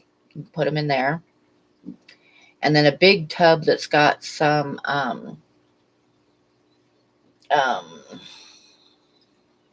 rainbow fish and a couple plecos in it. That's going to go into 40 breeder once the $1 per gallon sale hits and I get my shelf set up. And then in the kitchen, I've got 2 5-gallons with bettas and a 29-gallon with a bunch of miscellaneous fish in it and a 10-gallon with some miscellaneous fish in it and another 5-gallon with a female betta and some baby pepper cories and a 10-gallon with some endlers.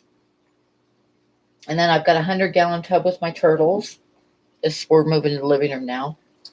And the 10-gallon with the rice fish that you're looking at now. And a 5-gallon with some whisker shrimp. And a 5-gallon with a betta. And a 29-gallon with baby, or not baby, with pygmy cories. And some little tiny rainbow fish. And then I've got a 10-gallon with a bunch of drape fin barb fry.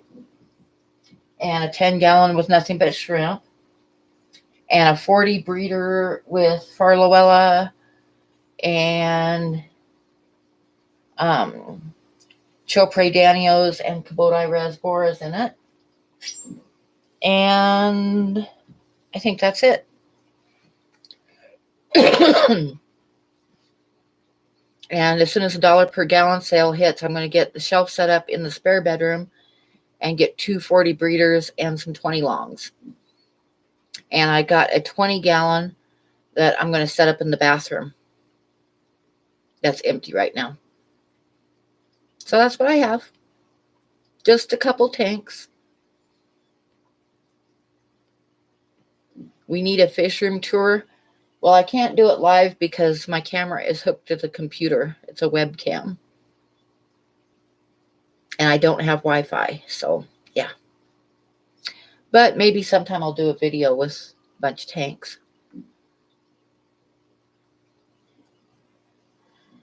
Have you seen the toilet bowl tanks they sell? No. I haven't seen the toilet bowl ones. I've seen some like bathroom sink ones that are kind of cool. And the coffee table ones are kind of cool. But I don't have a couch, so I don't really need a coffee table because in the spot where a couch would go, I have a 100-gallon tub with 2 turtles. Yep, toilet guppies are all the rage. Yep.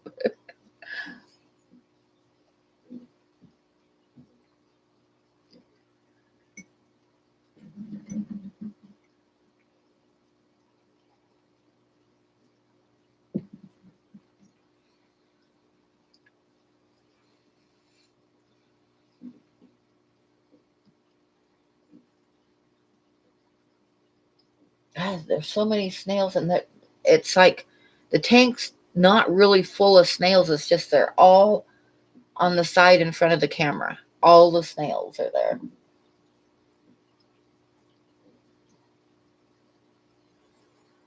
And like say, I can see a couple dark ones that I need to pull out, but like 99% of the snails are pink ones, but every once in a while a dark one comes out. It's a snail tower, yep. You see up at the surface, there's like a big ball of them up at the surface too. And they're starting to drop. They get on that duckweed. I think they're eating the duckweed. And then they like float it down to the bottom with them.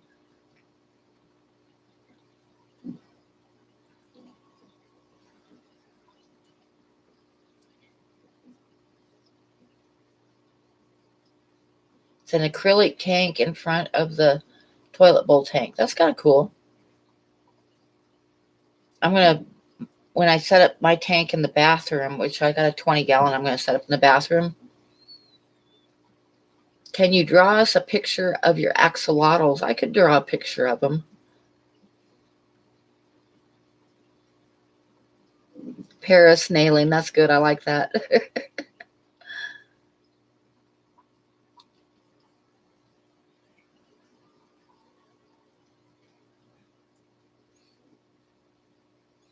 But I think I'm going to do some trading for some new plants from Petsotics. But I'm kind of like not in a huge hurry because I want to get a couple of the 40 breeders when the dollar per gallon should be towards the middle of June, I think. And when I set up those tanks, I want to try some different plants than I have in all of my other tanks. So I need to go look at his website and see what he's got.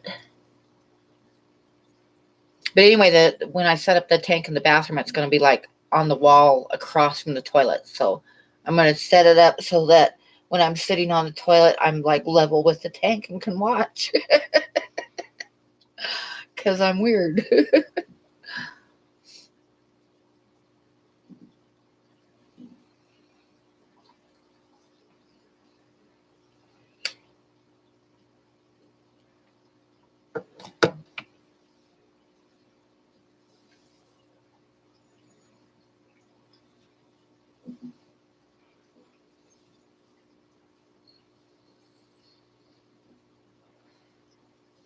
You saved a red-eared slider from the road a few days ago. Good job. That's what I've got is red-eared sliders. I've had them for years. I think about 12 years now. And I was reading somewhere they live like 12 to 15 years. And it's like, oh no, my turtles are getting old.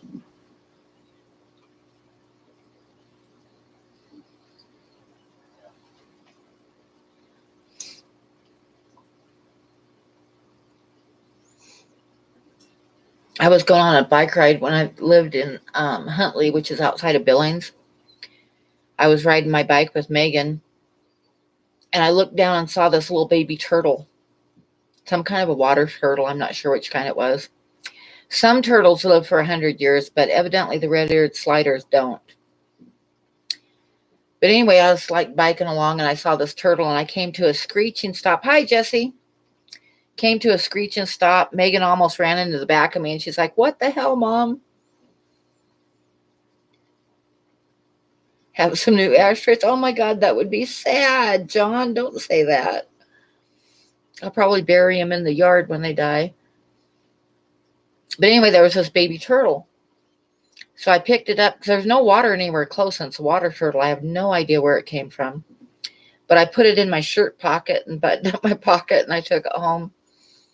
And I had Stretch and Mortimer, who are my turtles. I had them in a 40-gallon breeder at the time. So I thought, well, I'll try putting this little turtle in the 40 breeder and see what happens.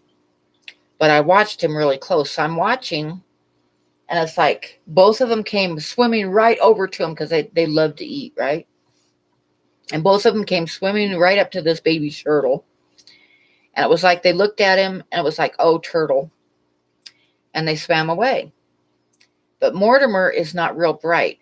Stretch, all it took was one time, and he saw it was a turtle, and he never looked at him again. Mortimer would like swim away and turn her head and see him and swim back over there like, oh, food. Oh, just a turtle. Like over and over and over again. And sure as shit, a couple days later, I got back from town and one of them had bitten off the end of the little guy's tail. And we all know which one it was because Mortimer's not real smart. So I ended up, I just jesters. So I ended up giving the little turtle to my son, who absolutely loved him. And he named him the Great Attoon. And if you guys are sci-fi fans, you know that the Great Attoon was a turtle that carried the world on his back.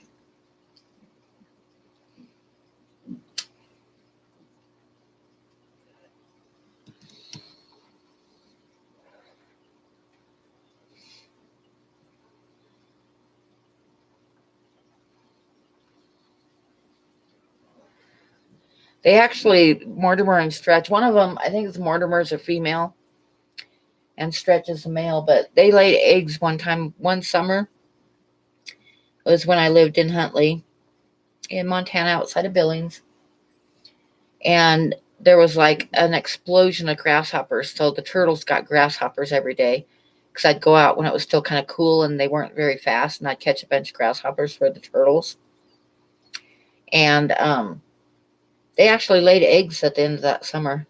But I didn't try to save them because I was right in the middle of moving to Livingston when I walked in and there was just eggs everywhere all over in their tank.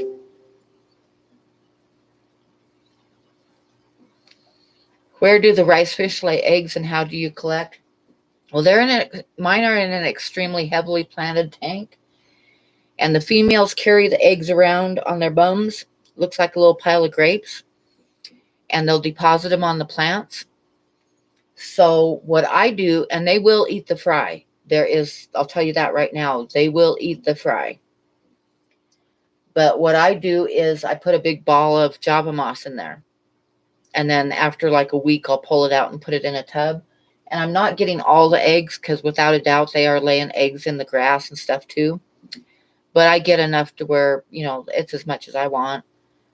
I'll usually, after like a week of having a ball in there, I'll end up with like between 20 and 40 fry. If I was really serious and wanted hundreds of fry, I would put them in a bare aquarium and just have nothing but the Java moss in there, and then I'd collect all the eggs. But like I said, I don't really want to raise hundreds of fry, so I just do it the way I do it. But the fry, when they're born, go right up to the surface. And I feed them vinegar eels when they're real tiny like that. But they'll go right up to the surface. So the ones that are born in the tank, the parents pick off when they go up to the surface. The parents will eat them. They're going into a bare tank. Yeah, just put a ball of Java moss or some kind of moss in there. And they'll fill it up with eggs.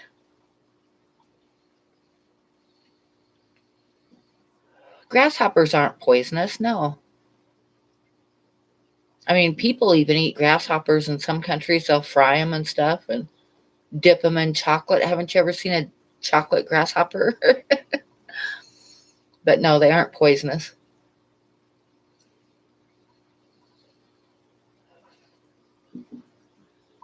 Oh, John says the turtle carried the elephants that carry the world. Okay.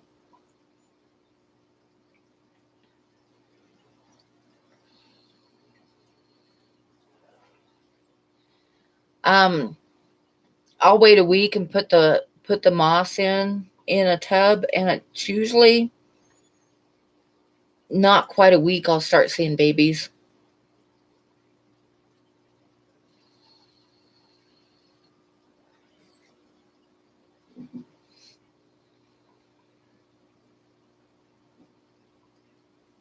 Oh no, Jessie has a stiff neck. I hate those. I used to get that all the time when I was a kid. I don't know why.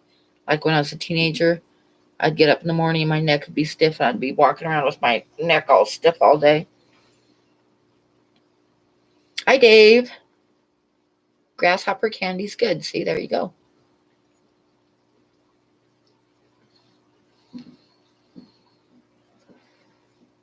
Stand in the hot shower for a while.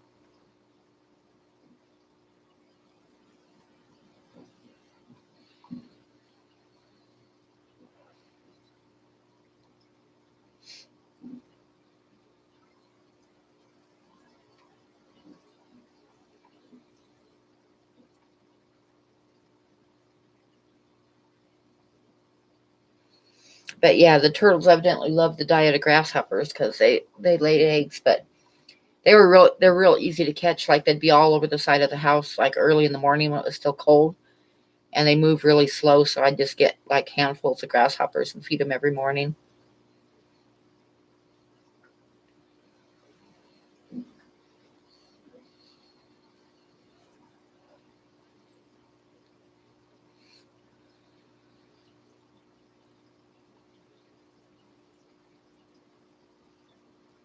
All my snow is not gone. It like woke up to snow this morning, and then during the day it got up to 34, and it kept snowing. It was like half rain and half snow, so really wet snow. And a lot of what fell in the morning was gone. But then as soon as it got dark, it was still half rain and half snow. And as soon as it got dark, it turned into snow again. So tomorrow morning, I'm probably going to wake up and see snow again. Unless I'm lucky and it quits. Yep, early morning is good for that too, Nola. Tomorrow is your first year anniversary. Yay. Think like the sun. Okay. See you next week, if not before, Jess. I feed earthworms to my axolotls. And I also, and this will probably gross you out, but I also chop up earthworms and feed my goldfish too.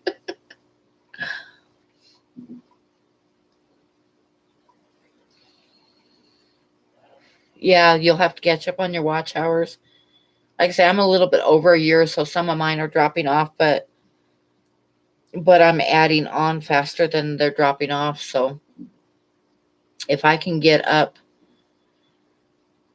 my subscriptions up by like November or December, I shouldn't have any problems. After that, I'm going to be losing some major watch time hours. Yeah, there you go, big deal. That's I chop up earthworms for my fancy goldfish.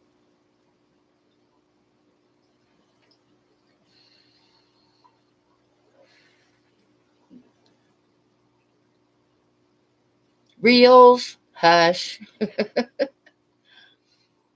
But congratulations for making videos for a year, Carson.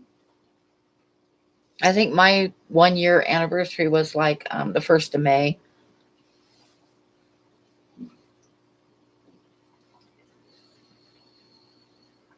But I hardly had any watch time, so some of it's dropping off, but but I'm not really losing much.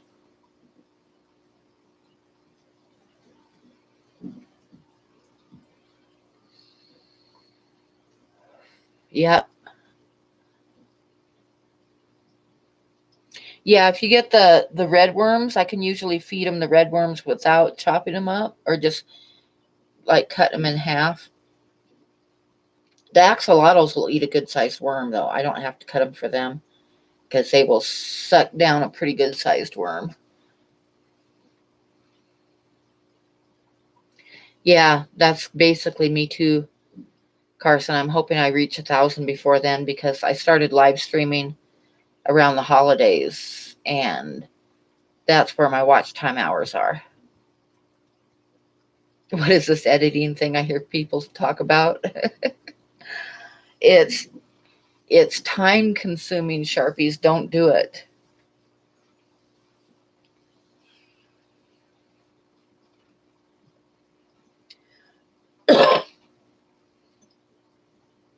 I have a video ready to release. I think I'm going to release it either tomorrow morning or Thursday morning. I might wait a couple days and then release it.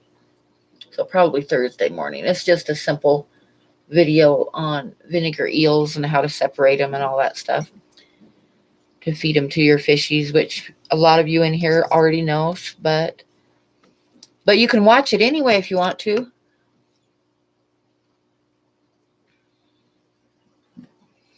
Like I said, when I started live streaming, it was around the holidays, and if I hit that and haven't reached my subscriptions yet, I'm going to be losing some major watch time.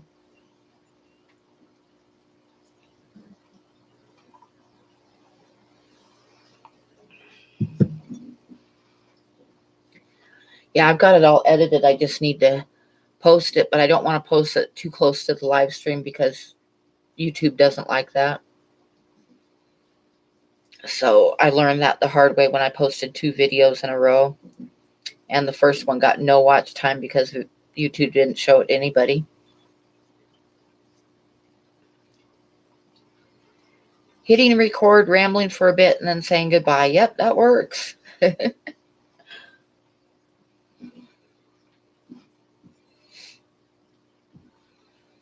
Your editing skills are getting really good too, Carson.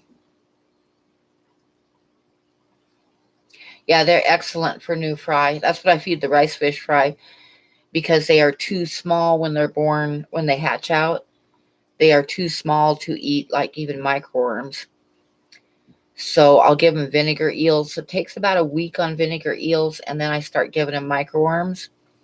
And then after like close to a week on nothing but microworms, and I'll switch them to where I'm alternating like microworms for one feeding and powder fry food for the other feeding.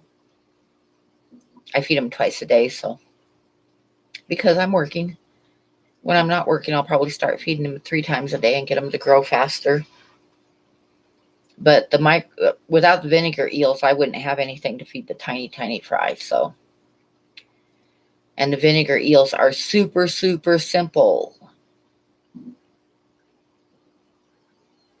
Oh, cool, cool, Carson.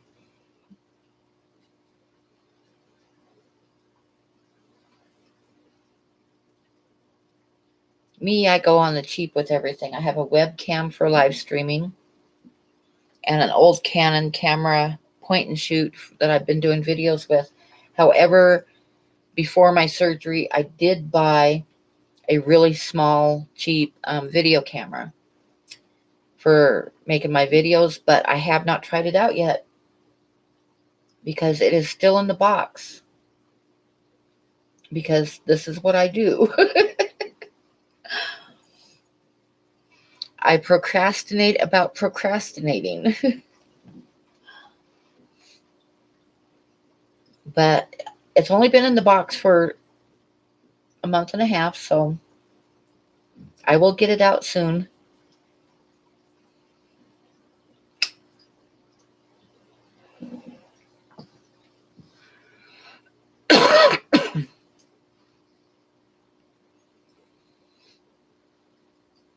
But yeah, that's awesome. You've been doing it for a year, and your videos have been getting better and better and better too. So that's pretty cool.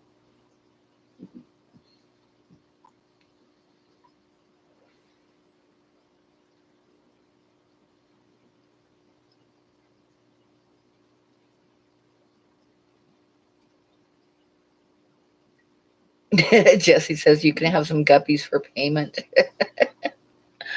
Oh dear. I can't catch that stupid female guppy, Jesse. And I have your box ready to go, except I haven't sealed it up yet. Because I want to try to catch that damn female guppy and get it out of that tank. And every time she sees the net, she disappears.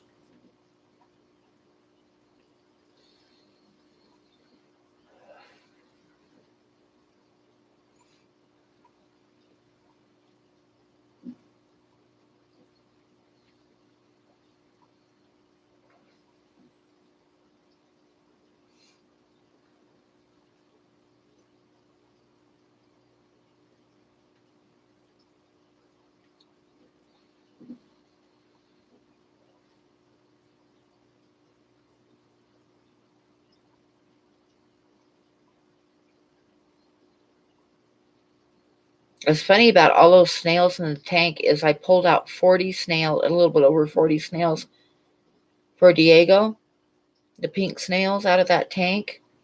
And I was really searching for them. I mean, and a lot of them were small, but I couldn't find any big ones. And I got them caught, and I figured, and I left myself like 2 to make sure I had enough to keep breeding. And the next morning I got up, and the box is all sealed up and ready to go. And the next morning I got up, and there's snails everywhere. Oh,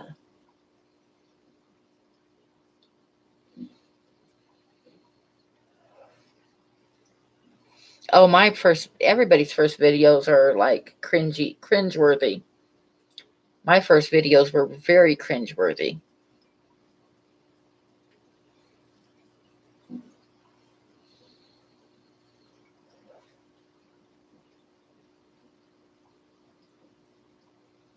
No, I don't need male guppies to chase her out, Soggy.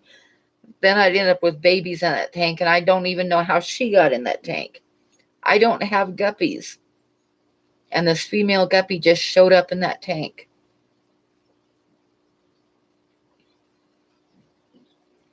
And I definitely don't want it to be a breeding tank for guppies because I've got Chopre Danio and Kubota Resboras and Farlowella that are breeding in that tank. I don't want guppies in that tank.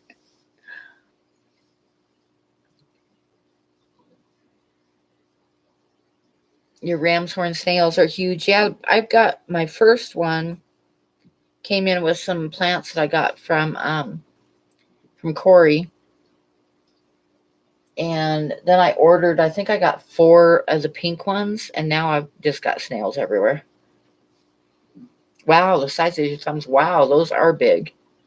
Mine never get that big because they end up being turtle food. Exactly, Big D. That's exactly what happens. I was searching that tank for snails. And like I said, I left 2 to make sure that I had some for breeding. And the next morning, there's just snails everywhere. And I sent them some really small ones, and I felt bad about it, but it was all I could find.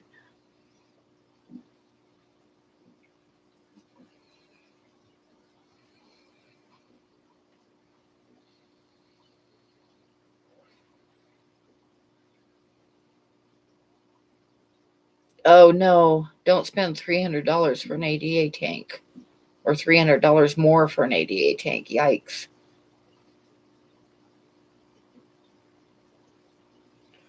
I've got some 10 gallons that I bought at Walmart for like $14. And other than that, all of my tanks came from the dollar per gallon sale. Oh no, I take that back. So I've got 2 5-gallon tanks that I ordered online that I've got a couple mail betas in.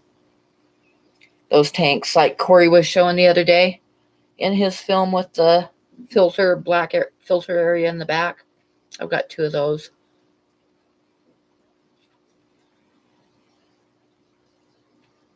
Yeah, when I get my next tanks from the I'm going to get 2 40 breeders for sure, and hopefully a couple 20 longs from the dollar per gallon sale. And I'm going to try all different plants in them then, because I started out with a 29 gallon and then just started pulling plants out of it. So all of my tanks basically have the same plants in them. So I want some different ones.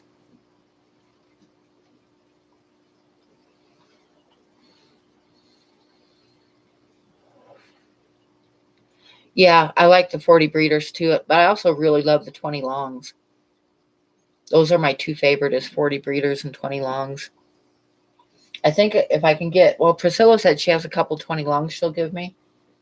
And I'm going to replace the 10 gallon that the rice fish are in that you're looking at. I'm going to pull it and set them up in a 20 long.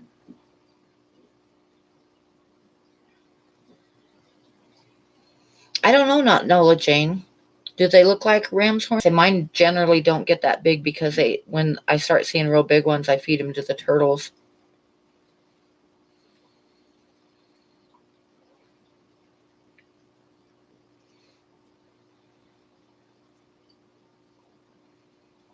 But I've heard of people getting like pond snails getting really huge too. So, but if they've got that curl of the ram's horn, then they're ram's horn snails. But the person to ask would be Dan, but he probably went to bed. Yeah, I wish we had a club here, Soggy, but there's no club anywhere. The closest aquarium club is Denver, which is about a 2-hour drive, but mostly I don't even think about it because I freaking hate driving in Denver. So I won't go down there.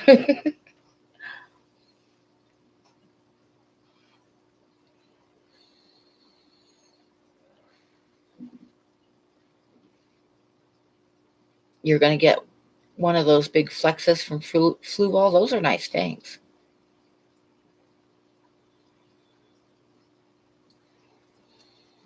Yeah, I've heard of pond snails getting really, really big. Yeah, 2-inch pond snails, yeah. Snails, is that what the snow brings us? Evidently. Hi, Bentley.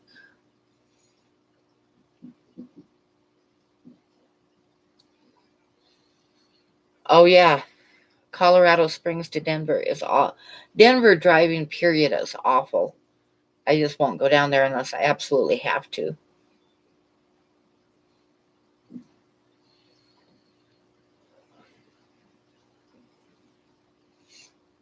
Well, we're all here. I told a couple stories and now we're just kind of shooting the breeze.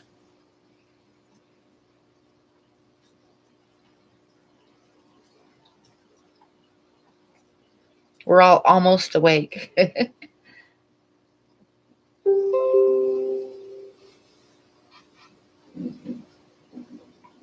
And we're talking about snails because all the snails in that tank are on the side of the tank in front of the camera.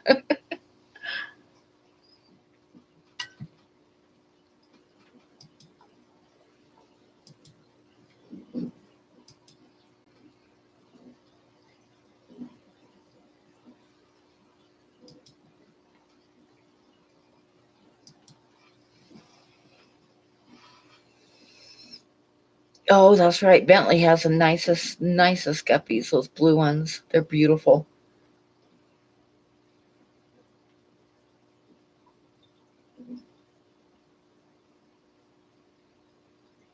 I sent Jesse a bunch of pink ram's horns. They should be breeding good for him. You get some from him. I mean, somebody in Wyoming illegally sent snails to Jess. I'm not sure who did it, but somebody did it.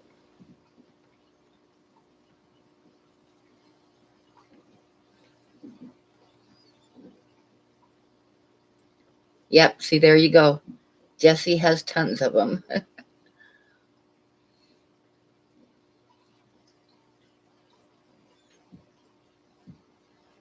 Oh, Daphne would be cool to get.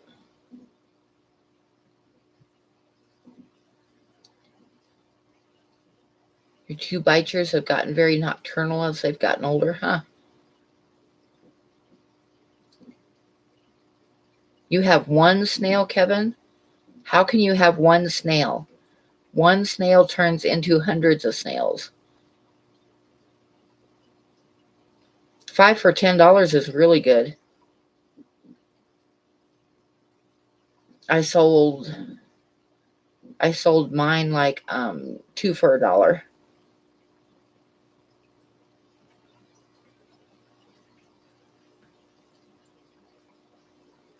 Oh, you had 3 different types of Daphnia? I didn't know there was.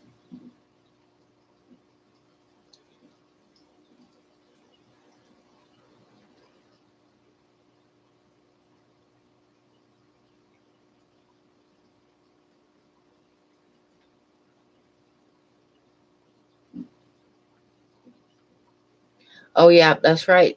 That's right, John. Somebody sent Jesse, actually it was like paper towels, damp paper towels that were contaminated with pink snails. It's a shame how that happens.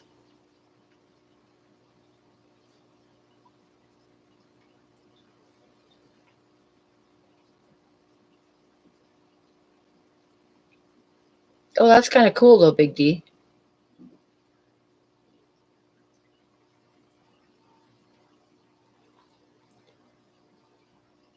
Wow, I've never heard of that. I know irresponsible people.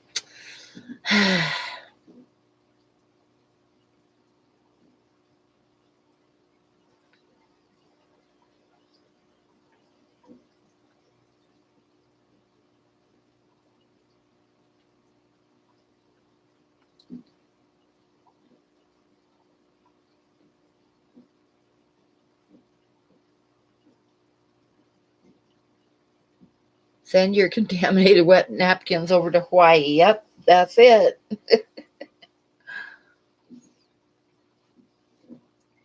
Yeah, Kevin, that's I remember seeing a show about the under the sea volcanoes, and there's like all kinds of worm looking things and stuff that live in the hot water flows as they come out of the earth under the sea.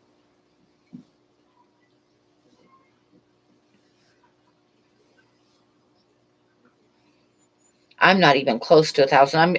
I'm really close to the watch time hours, but I've still got a long ways to go to get to 100 subscriptions.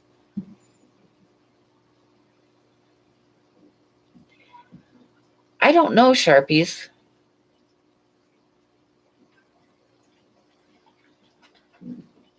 Actually, I don't know how planary. Maybe they're just like in the substrate. I don't know. I know, like I've had the hydra several times, and I know it comes in on the plants, and it especially gets really bad if you feed baby brine shrimp. They'll explode. But I'm pretty sure they come in on the plants and you don't notice them because they kind of stay hidden and stuff. But then if you start feeding something they really love, then they start multiplying like crazy, and then you notice them.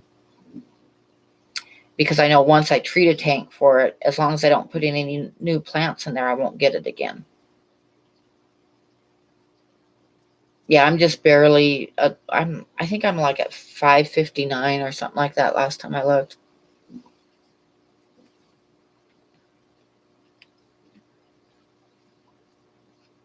Oh, it just lives in. Well, I've noticed so Bentley. Like I say, it's once I treat a tank for hydrix, it'll explode if you start feeding something like baby brine shrimp. The hydro will just explode because I love it. And once I treat them, they're usually all gone within 2 days. And if I don't introduce any new plants, I don't get them again in that tank, no matter how much I feed baby brine or anything. But so I'm thinking that they come in on the plants. Yeah, hydra is like super easy to get rid of. A lot of people seem to be scared of it, but it is so easy to get rid of.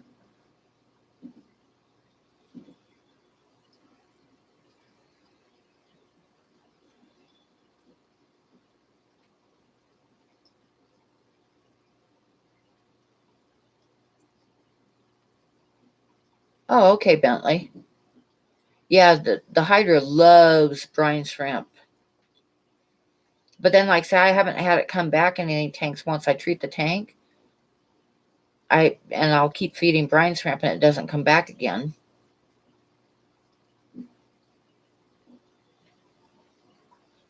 But I'm thinking that, like you bring in new plants and there might be like one hydra that stays hidden, but once you start feeding the baby brine shrimp, it starts multiplying like totally crazy.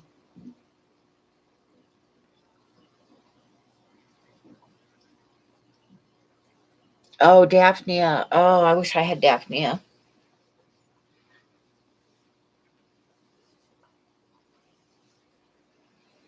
That's one live food that I do not have that I wish I had. I've got vinegar eels and microworms and white worms and earthworms is the live foods that I feed, but I don't have any Daphne. I had one tank with a ton of seed shrimp in it, and I dropped in a couple inlers in there, and they got rid of them.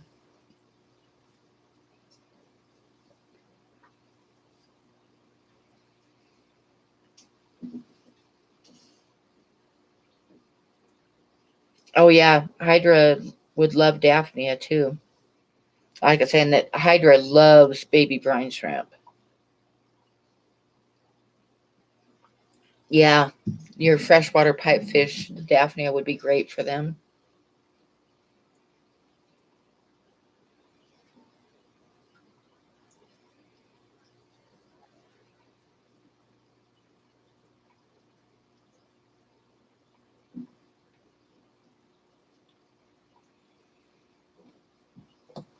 I need to get a hold of some Daphnia, but then it's always so damn cold outside, and that would be the best place in the sunlight to raise them. But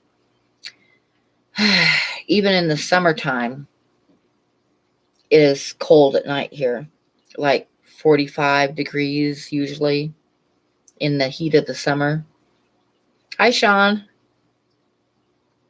You saw your pipefish eat a full grown shrimp? Wow. I didn't think their mouths were that big. That's when I have money to buy a fish, that's probably the next thing I'm going to get is some pipefish.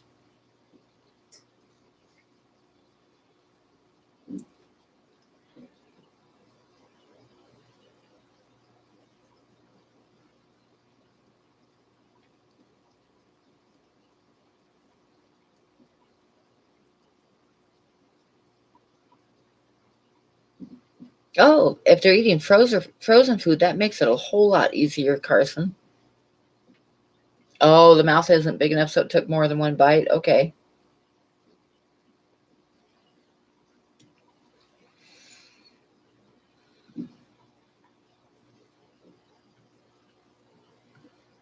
Like I say, I'm going to send your box tomorrow, and I'm going to, like, when I get done with this live stream, I'm going to try to catch that damn female guppy and get her out of there, because I think she's eating some of the fry from the Chopre Daniel and the Kubota Rasboras. I think that damn female guppy is eating some of the fry. And I can't catch her.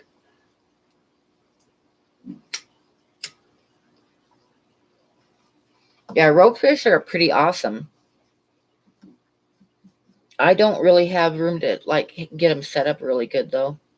So I'm not going to get any.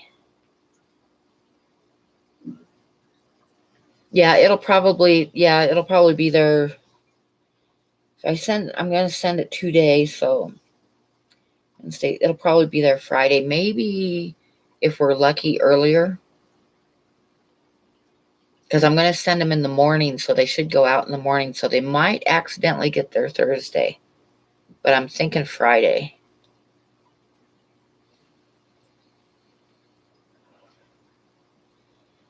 Good night, Bentley. Thanks for stopping by. Yeah, ropefish can be in a 55, but I'm kind of sticking to like 40 breeders as my biggest tanks.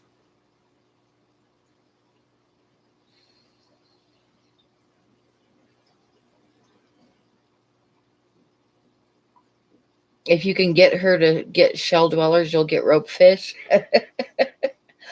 Good luck with that.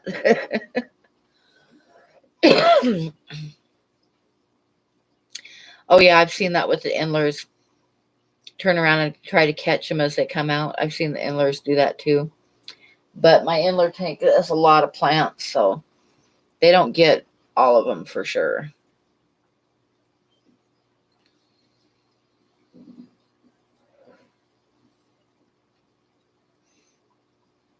An ADA tank is a very expensive roomless tank.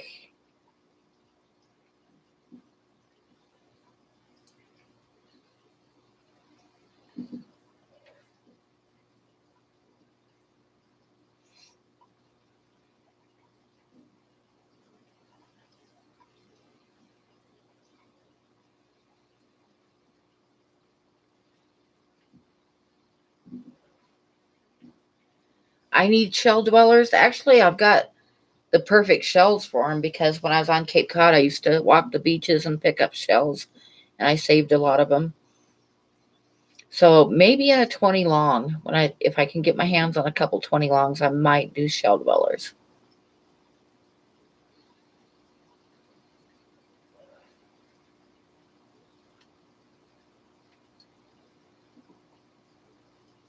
Hi, wonderful life. How are you tonight? The mom has to eat a baby to regain her strength after giving birth. Yeah, that works for people too. Hi, Max. How are you tonight? Or I guess it's probably daytime over there.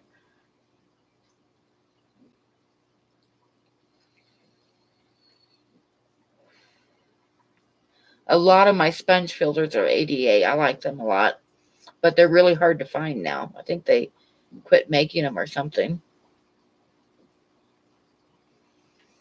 But a couple years ago, I was able to get a whole bunch of them. So a lot of my sponge filters are ADA sponge filters.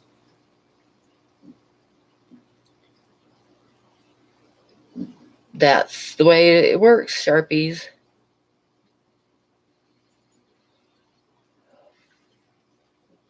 It's raining like a monsoon. Well, I had snow today. I woke up to snow, so yeah.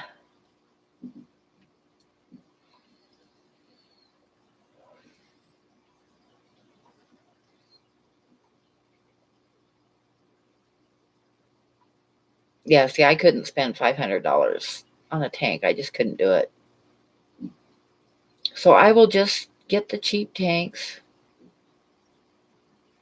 Okay, Sean, have fun with the customers.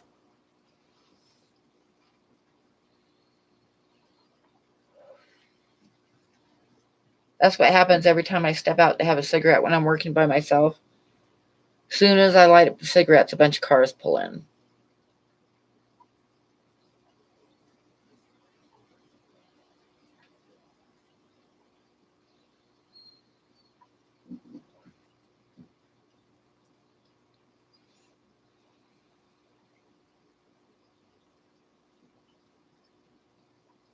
Yeah, most of my tanks are open top, but the ones with the lids on them definitely don't evaporate as fast as the ones that are open top. That's for sure. I should get lids for all my tanks, but the damn lids cost as much as the tanks do. I know this chewing tobacco is a horrible fire hazard. uh,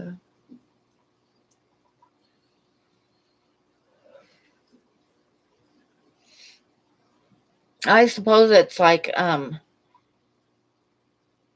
if you're concentrating more on a nice planted tank or on fish.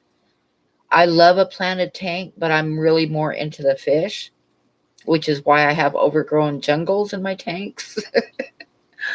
But if I was totally into like aquascaping, then I might consider like an ADA tank because they are nicer. But like I say, I'm more into the fish, so I don't care as long as it holds water. It's good for me. Exactly, Max. Yep. I start out my tanks thinking that they're going to be nicely aquascaped, and within 2 months, they're overgrown jungles. It's just the way it works.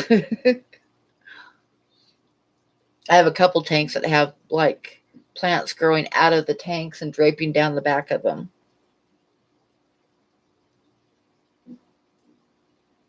That one that you're looking at now with the rice fish is one of them. It's got a bunch of plants hanging down the back.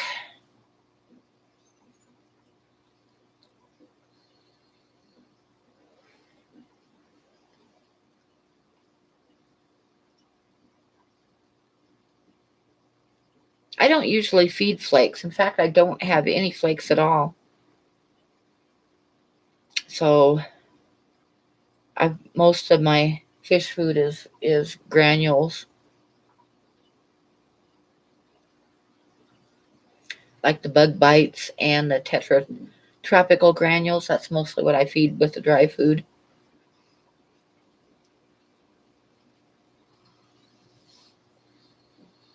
I know, Carson, that's horrifying.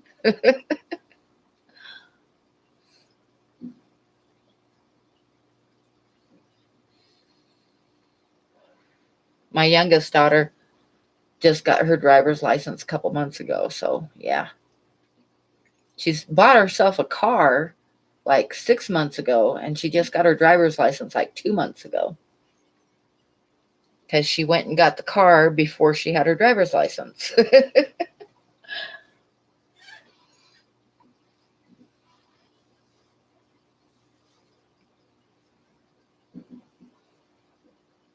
Oh, nice, Max. That means they're probably trying to lay eggs. So, yeah, you should have a separate tank for them and lots of plants on top for them to lay eggs on.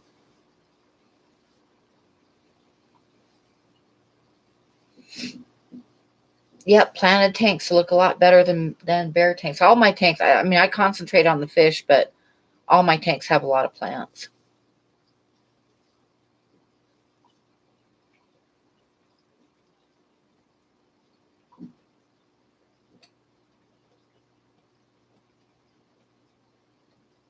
Well, get your dad to take you driving.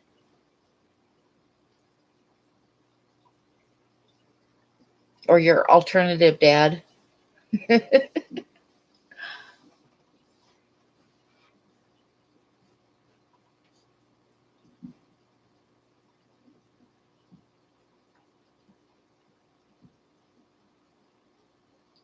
Your goal is to duplicate this tank so it'll confuse the heck out of people on Mark's streams. Oh.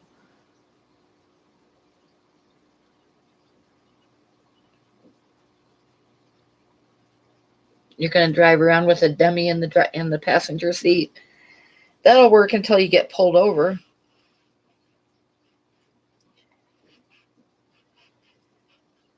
And there's all kinds of things that I could say about dummies.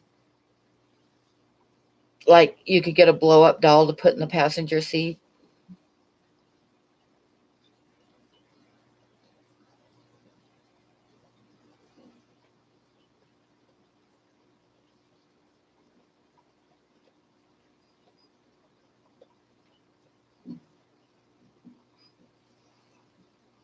I actually heard of someone doing that in Portland because they have the super fast lane that you have to have like more than one person in the car to use it. And I heard of someone getting caught with a dummy in the passenger seat using the fast lane.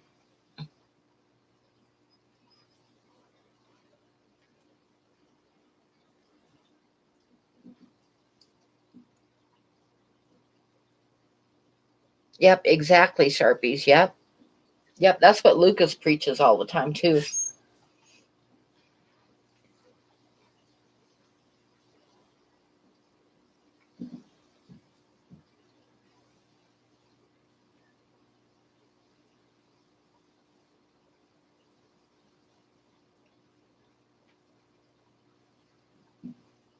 Oh wow, a helicopter.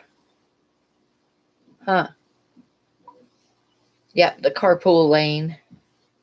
Thank you, Ed. It kind of like slipped my mind. There you go, Jesse.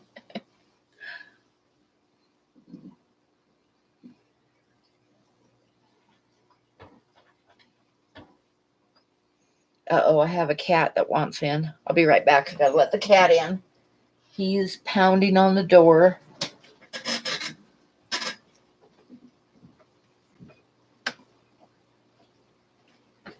Come on, Mario.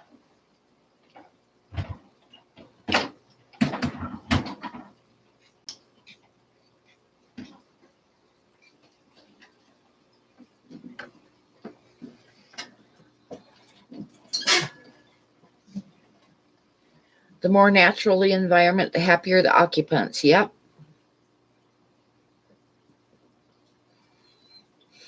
My 40 breeder has a lot of mulm on the sides, especially like half-inch deep mulm. But I'm getting Kubota rasboras and Chopre Danios and Farloellas are all breeding in there, so I'm not too worried about it.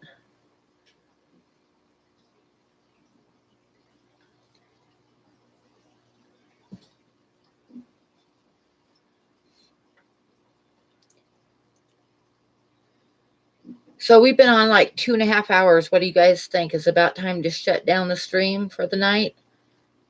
Or do you want to go another half an hour? I kind of done told my stories for the night. I'll probably think of some more for next week.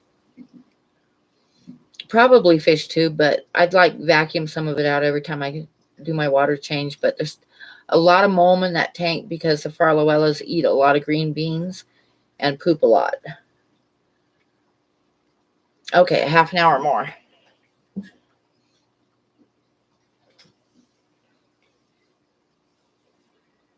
But like I say, it doesn't seem to hurt them any.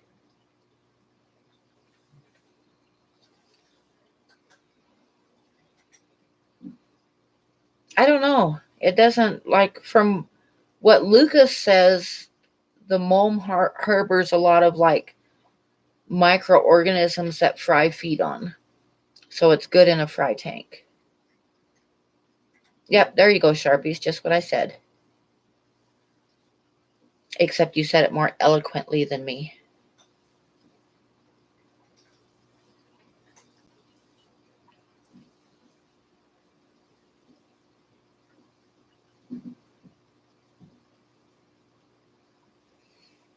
I've got a batch of Farloella eggs that I need to move into a tub tonight too before they start hatching out because I don't want them dropping into the main tank. And they're going into a tub that I've had catappa leaves sitting in, and there's a lot of mulm in it. So I'm going to try it out.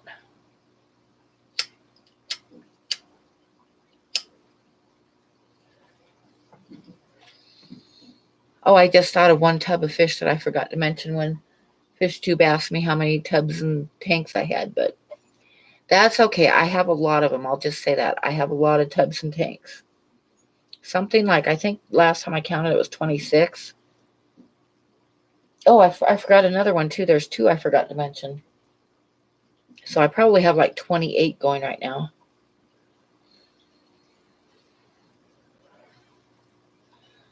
I don't know if it would or not. Because they actually, like, the ick on the fish when it opens up and drops babies into the tank. They don't actually like lay eggs in the mulm. It's like they're on the fish and then they like open up and drop their little ones into the tank, and then after a few days those are big enough to latch onto fish again. But I don't think that they breed like in the gravel or anything.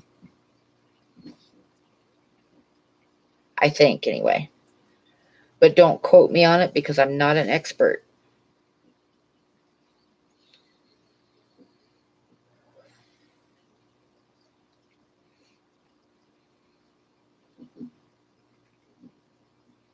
But I know that when you're treating for ick, you want to catch them.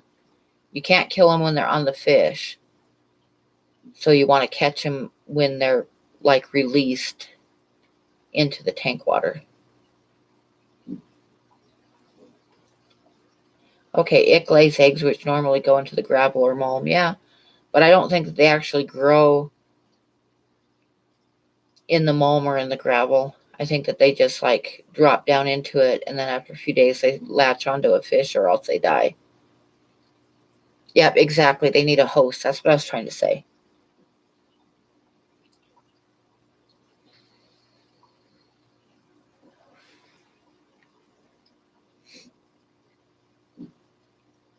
See, even Max has better words than I do.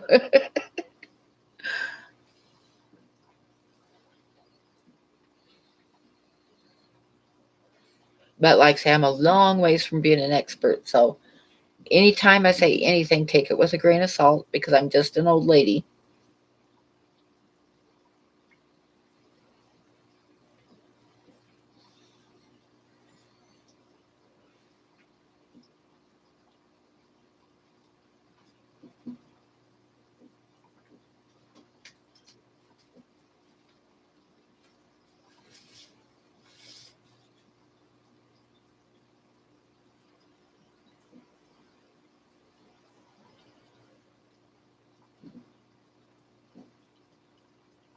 I have the box ready to go out in the morning, Max, except for I need to add a fish to it if I can catch the damn thing.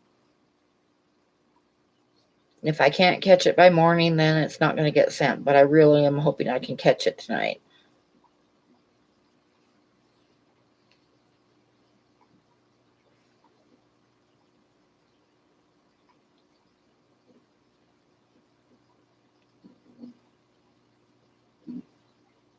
Oh, he is? That's cool.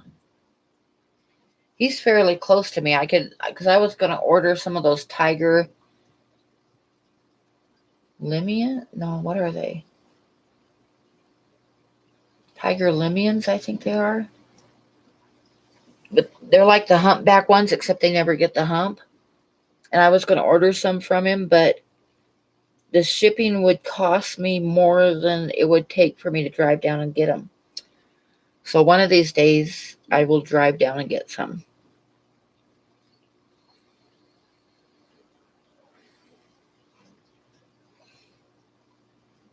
But he's got some really nice fish.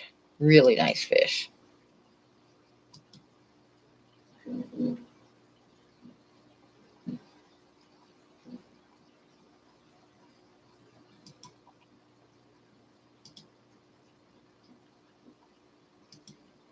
No, the honey gourami was easy to catch. It's that damn female guppy that just appeared in my 40 breeder. And I want her out of there because I know she's eating fry from the Kobodai rasboras and the Chopredanios. And I know she's eating some of the fry. She's the biggest fish in that tank other than the Farloellas. And I cannot catch her. I cannot catch her.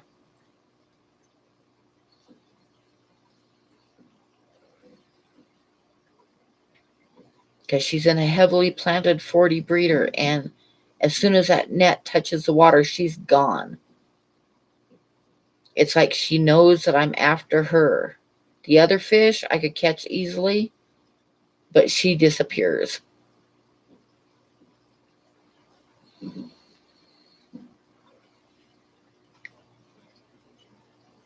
Now, if I wasn't after her, she would probably be out, but somehow she knows that it's her that I'm after.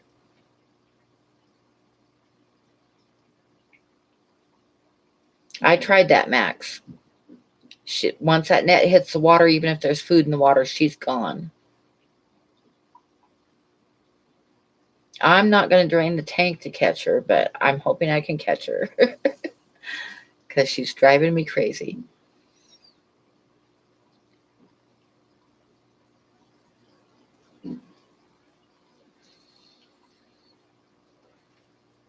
And like I say, she's the biggest fish in there, and I know she's eating fry. I've done that fish tube. I've left the net in there overnight. In fact, today, the net's been in the water since last night. And today I was looking and looking and looking for her. And I thought, well, maybe she died. So I took the net out of the water. And as soon as I took the net out of the water, there she was. And yeah, I've tried using 2 nets. I've tried that. I cannot catch that damn fish.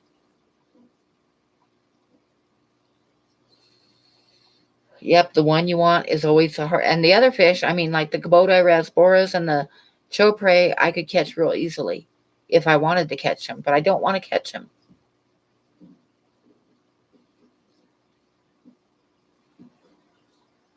That would be really good, Soggy. He's got some really nice fish. Even to stop by and see his fish room would be awesome.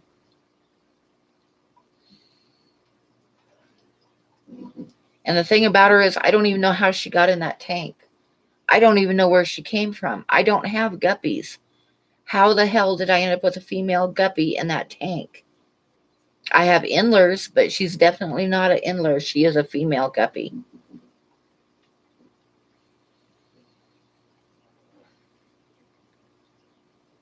And I haven't kept guppies. I've never kept guppies. I do not know where she came from. It drives me nuts.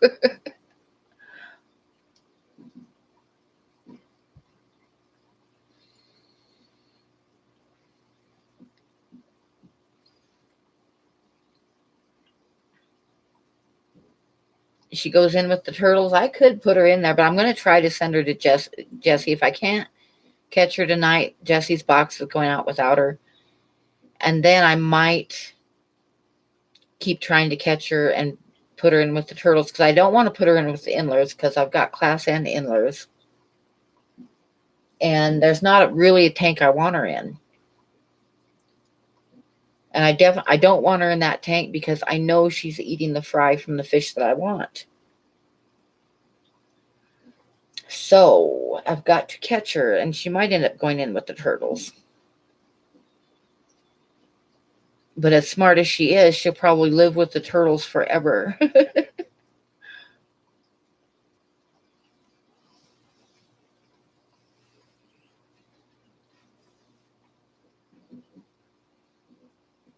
Oh, this one's smart. I mean, she knows what that net is, and she just disappears as soon as that net is in the water, and she won't come out until the net is out of the water.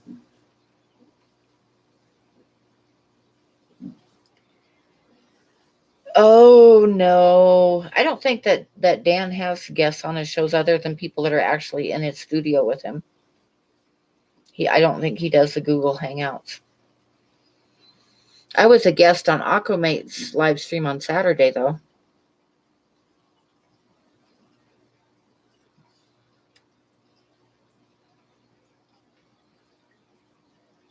I'm kind of thinking that's what happened, Soggy, because there's no other explanation for it. She had to have been like stuck to one of the plants. See, there you go, Ginger. That's what I'm going through. I cannot catch that guppy.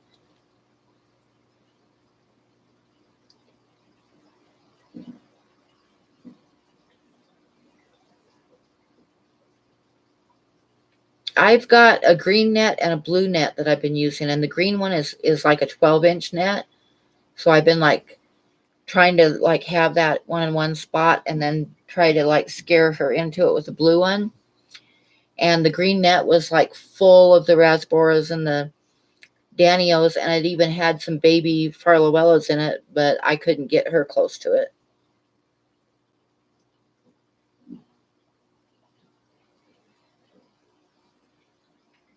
Yep, there you go, fish tube.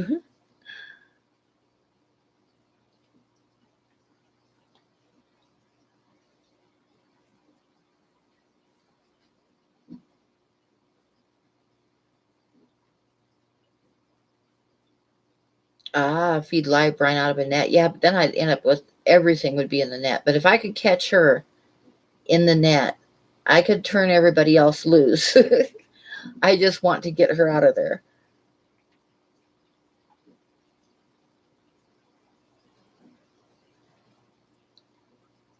Yeah, see, that would explain it, Ginger. But the fact is that I don't have guppies.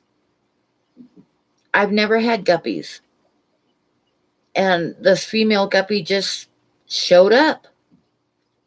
And I've never had guppies. I have no idea where she came from.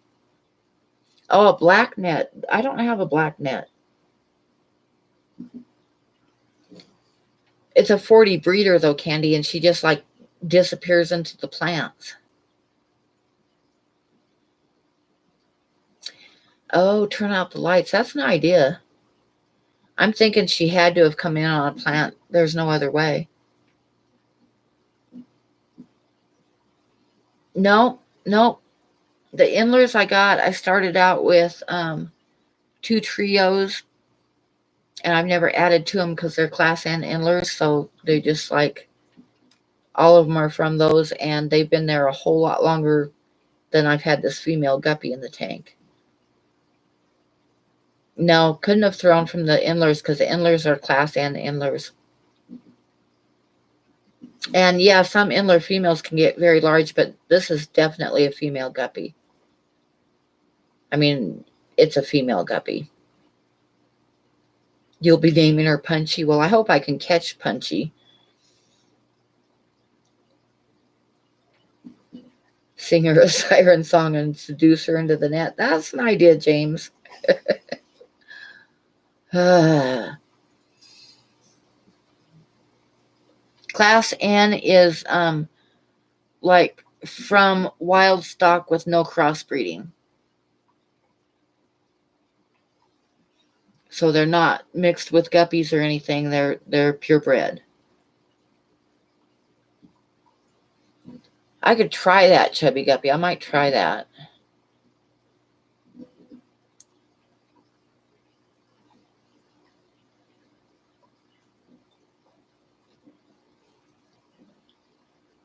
She'll be a star. She'll probably get lost with your other guppies because she's just kind of a nondescript female guppy.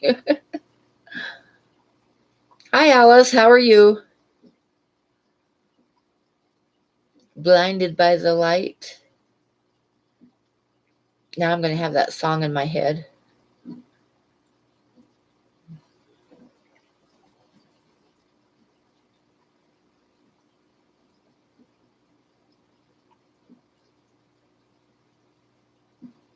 Oh, I just found a stray hair that I need to cut off.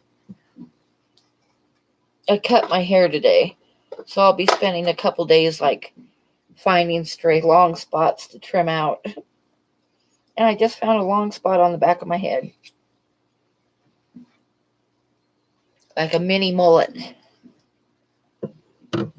I know, she didn't arrive already pregnant. Yeah, that's why I'm thinking she came in on a plant and must have been really, really super tiny.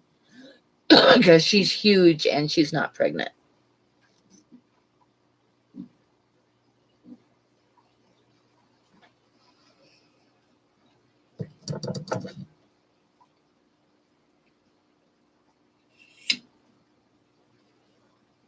Oh, that's good, Tampa Tom.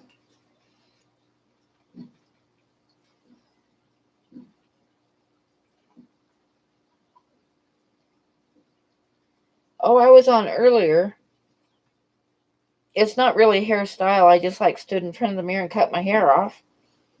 But I'll move the camera. We're only going to be on another like 15 minutes or so. So I'll go ahead and move the camera back so you guys can stare at my ugly mug.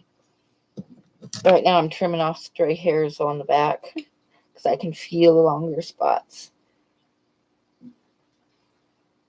Yeah, that's... Now, all the plants I get shipped in have come in not in bags of water, though, just like wrapped in paper towels. But I suppose if she was small enough and like stuck to a damp leaf.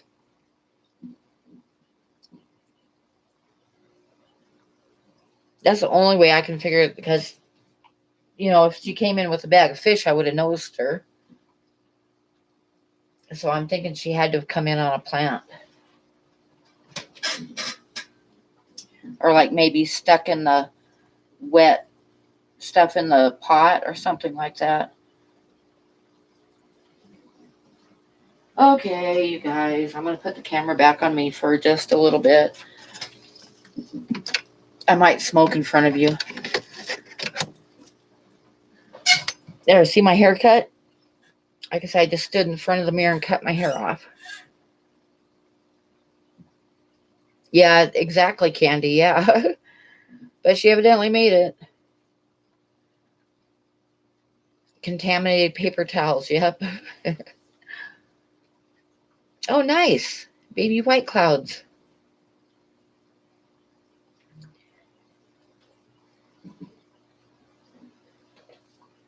I have some baby Chopre Danios and some baby Kubota Rasboras that I found today when I was checking up on the Farlawella eggs to see if they were ready to move yet. I noticed that these little teeny babies up at the top in the plants.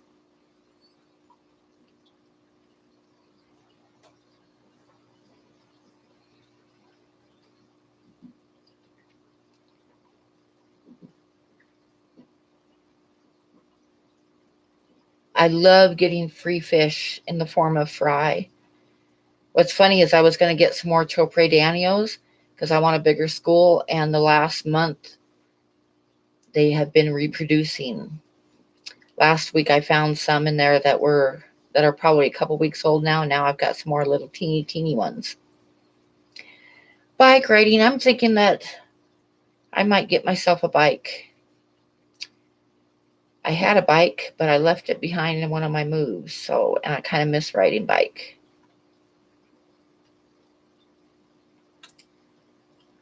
Huh? I don't know. I don't know, Jesse. Are they eating the babies? Oh, it's just kind of. Oh, thank you very much, Max. It's just kind of a. I guess it'd be almost like a bohemian style because I just kind of throw colored stuff everywhere.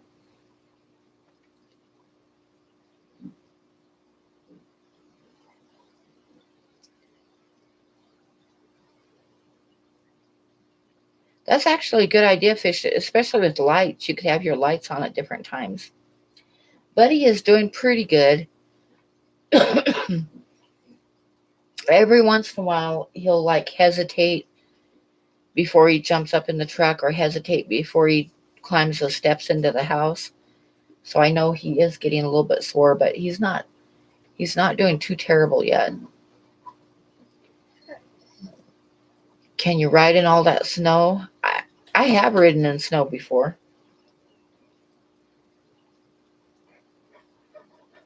Oh, that's a good idea, Ginger. Yeah.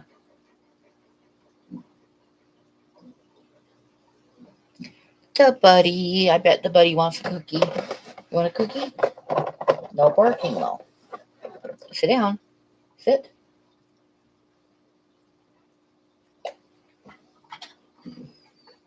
Okay, Alice. Have fun. You went for a bike ride yesterday? Yeah, I had a bike that was like I don't know how to use 3 speeds and stuff, so I just had like a regular bike, but it had great big fat tires with white wall on them, and then I put a basket on the front and stuff. It was like a retro bike.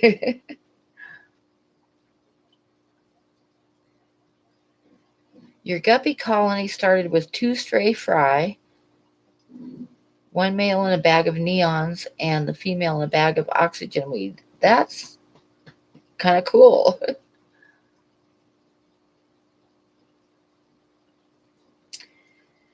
I know, Ginger, that's the thing, what we do for the fish.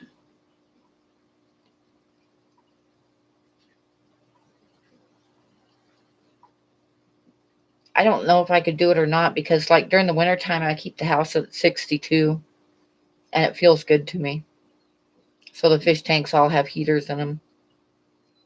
And during the summertime, it gets down to usually like a hot summer day in the evening, it'll cool down to about 45 to 48. And I have all the windows open because I love the cool air. You break bikes as often as you break yourself. Oh no. I've never heard them called oxygen weed either. The buddy, such a good boy. Such a good boy.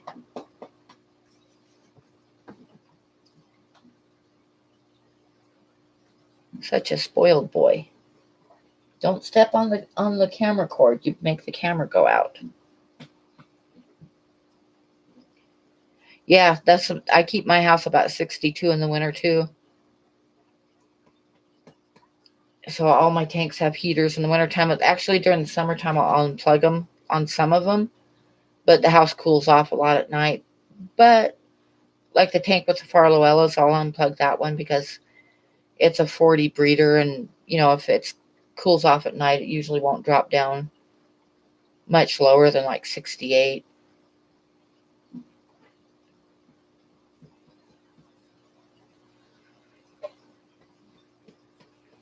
Buddy doesn't know it yet, but once I'm done working at the gas station and going back to my art full time, Buddy's going to get a friend. We're going to find a puppy. And he probably won't be thrilled, but he'll be okay. But I'm not going to get one until I'm home all the time, because I don't want to have to lock it up during the day while I'm gone. Yeah, I think the lights do heat the water somewhat too.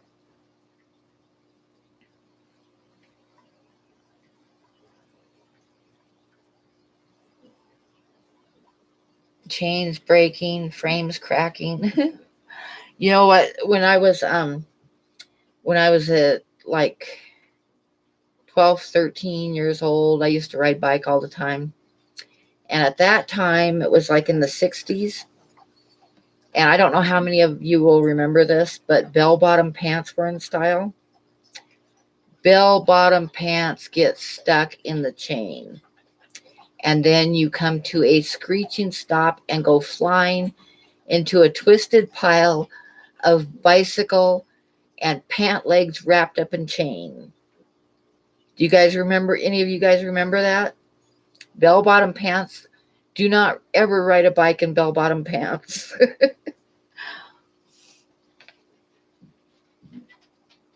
I bit the dust more than once when my pant legs got caught in the chain. Plus, it ruins your pants. You get all that grease on them. And then you have to lay on the ground and try to, like, pull your pants out of the chain and put the chain back on the bike. You were just after the bell bottoms? Yeah, well, I'm going to be 64 on my birthday, so it was bell bottom pants when I was growing up.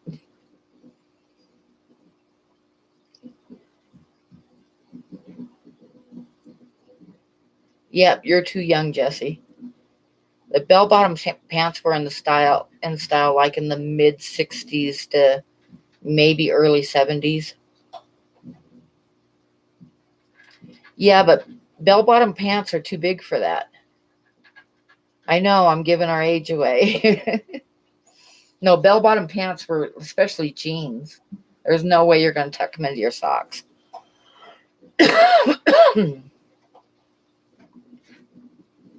Oh, they came back in style when you were in high school? Probably, yeah. Stuff comes and goes back into style again. But in the 60s, bell bottom pants were like the thing. Everything old is new again. I wish I was new again.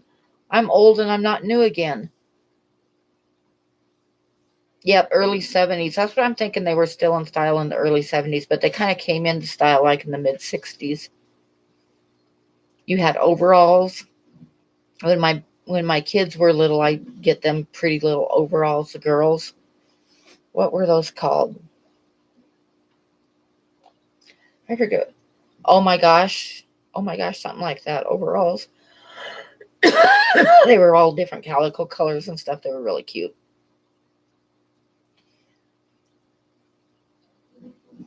Something Bagosh. Oh my gosh, Bagosh or something like that. They were a brand of cute overalls.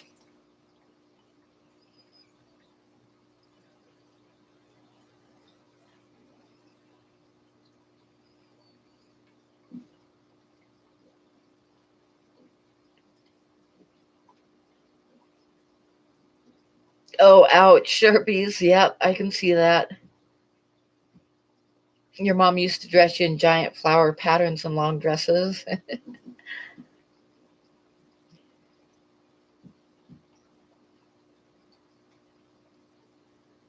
Yep. Oh, when Megan was like maybe a year and a half, 2 years old, I was working at Safeway in Portland, and And my mom was working at Costco, and she couldn't drive because she couldn't see well enough anymore. So I would get off work and I would pick up Megan from the daycare, and then I would go up this windy hill to the Costco where my mom worked and pick her up and give her a ride home. So one day I was going up the windy hill and it was about Christmas time, and I had like a Santa Claus hat that I was using at work, and it had the snap adjustment on the back of it. And Megan was in the car seat in the back seat, and she asked me if she could play with the hat. And I told her that she could play with it, but don't get it dirty or anything because I needed it for work. So I reached behind me and handed her the hat. And after a couple minutes from the back seat, I heard, "Oh no." And what she had done is she had unsnapped it and she thought she'd broken it. So anyway, she's in the back seat and she's like, "Oh no." And I said, "What happened?" And she's like, "Somebody broke it. I don't know. Somebody broke it." I'm like, yeah, she's the only one in the back seat. That works when you have brothers and sisters, but her brothers and sisters were grown already. And she's like, "Somebody broke it." I was laughing. Oh, yeah, parachute pants. I remember those.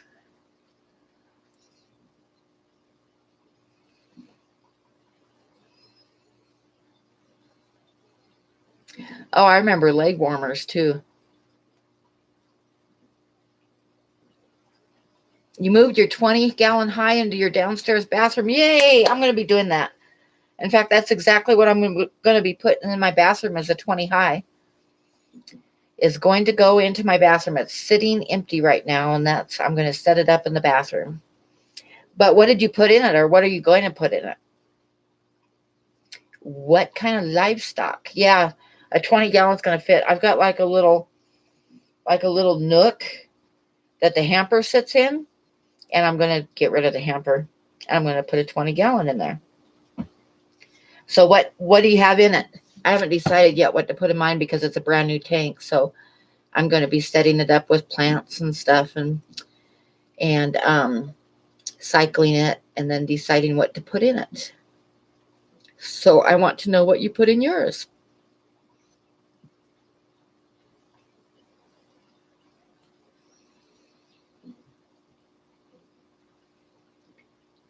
I know exactly. I throw my clothes on the bathroom floor anyway. The hamper never has clothes in it. So I decided, hamper can go. Fish tank can go in the spot. Platy farm for the win? Nothing yet. Okay. Oh, bed of macrostoma. That would be cool. I've been wanting to set up a blackwater tank. That would be kind of cool. Yeah, exactly. And I've been slowly, ever so slowly ordering in different kinds of stuff for a blackwater tank, pods and stuff. And I think I've got about enough now. I could do a 20-gallon probably. And I got some of that tea that Rachel had on her channel, that tea that starts with R. I got some of that off of Amazon. So yeah, I could do a blackwater. That'd be kind of cool. And I love the wild bettas. I love all the wild bettas. I would really love to get some of the mouse brooding ones. Oh, the cat made a mess of my rug. It's all wrinkled up.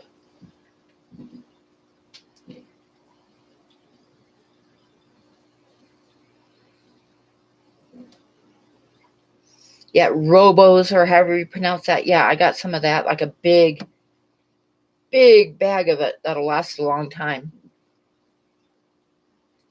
You got better cochina from Dan's, yeah.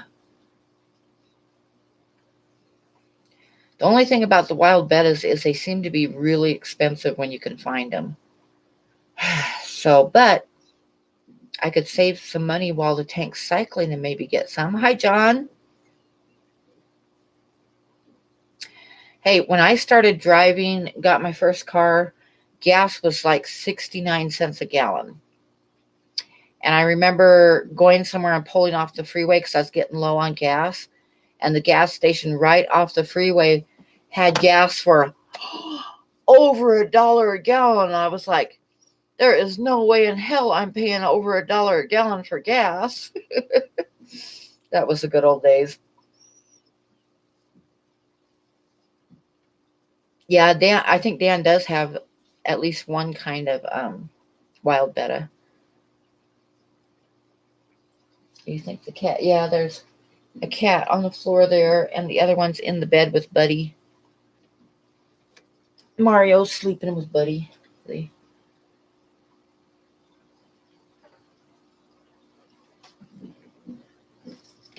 And the other one is on the floor behind me. The black one, Moody. I know. I remember being horrified when gas was over $1 a gallon. I was like, what the hell? I remember pulling in the gas station and getting $5 in gas and having it last me a week. Now you get $5 worth of gas to get across town, maybe. Okay, good night, Soggy. I'm going to have a cigarette, and then I'm probably going to think about shutting it down here pretty quick.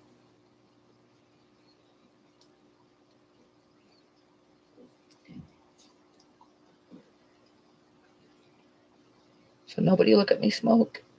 Don't stare at me smoking. 6 a gallon. Ugh. I put some gas in the truck 2 days ago, and it was $2.89 a gallon.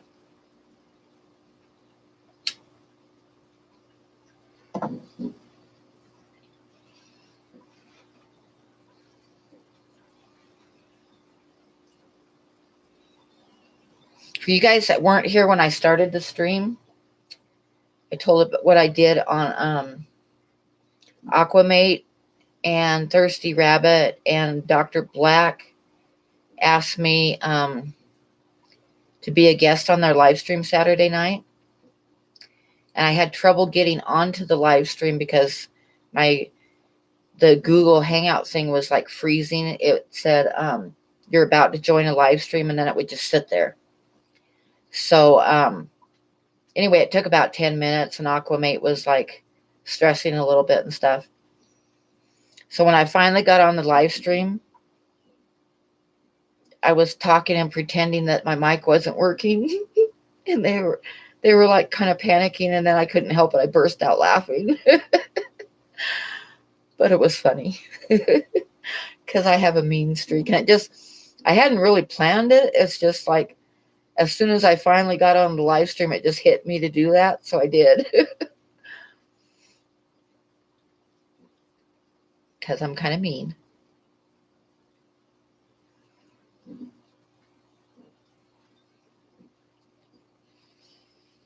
So I was just like,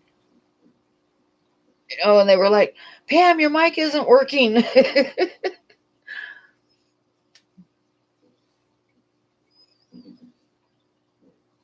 I could try that next time. It was just like it was frozen on me getting into the live stream. I wouldn't. Do I have a long hair spot there? I'm going to have to do some more trimming. Anyway, it was frozen on like start going into the live stream, and then it just froze.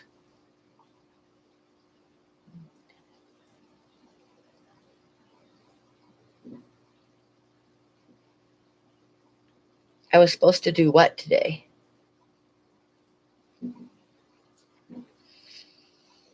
I still got to get together with Sharpies and have a paranormal live stream, because that will be a lot of fun. Oh, fake talk. I know. I thought of that. I should have done that today, but I did it on the Saturday thing when I joined the live stream.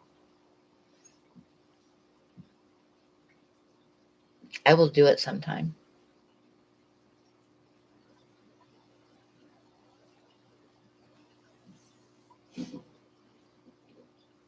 Maybe on my birthday stream. Nah. I'm going to do a live stream on my birthday, because that's going to be my start of me going back to doing my art full time. So I'm going to do it on a Saturday night because Sundays are turning into live stream craziness. There's so many live streams on Sundays, so I won't do it. And my birthday's on a Sunday, so I decided not to do it on Sunday.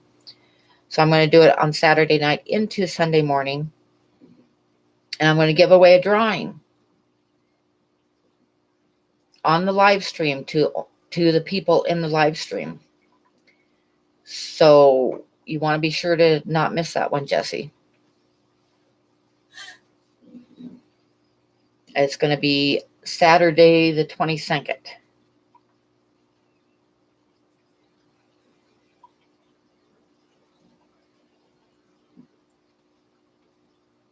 This stopped Candy from falling asleep for a while live stream.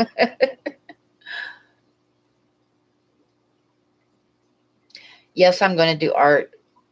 I'm only going to be able to get part of my Social Security because I think it's like isn't it like 67 or something like that now to get all of it? But I'm not going to wait that long. I'm going to go ahead and get whatever I can get. And it's not going to be enough to like pay all the bills and stuff. And yeah, I'm going to definitely be doing my art.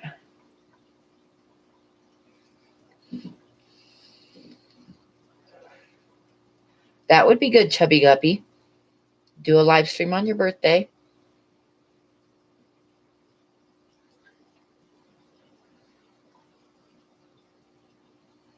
So, but yeah, I'm going to do a drawing for a drawing. So you guys want, and I'll probably do something like Bob did last night, where I pick a number and the first person to guess the number right wins it. But it's going to be for an original drawing. So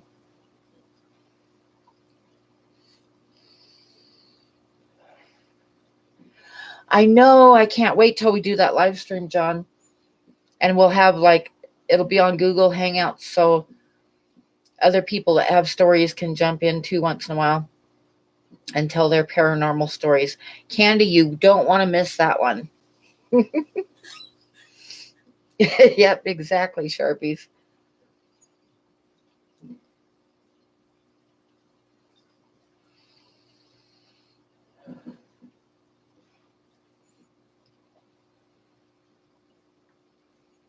Yep, just have people pick a number. That's what I'm going to do. Because that was a lot easier than drawing names like I did on the last one. By the time I wrote down all the names and stuff, of course I didn't have sound too, which made it worse. Your favorite chicken would make a nice drawing, don't you think? I don't know. Probably. Chickens actually make pretty good drawings.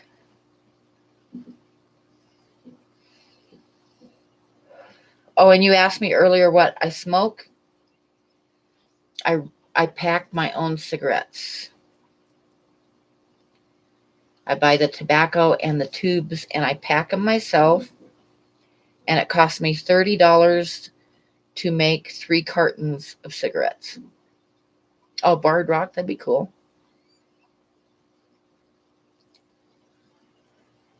A bear painting? Yeah, sure. I actually do a lot of bears.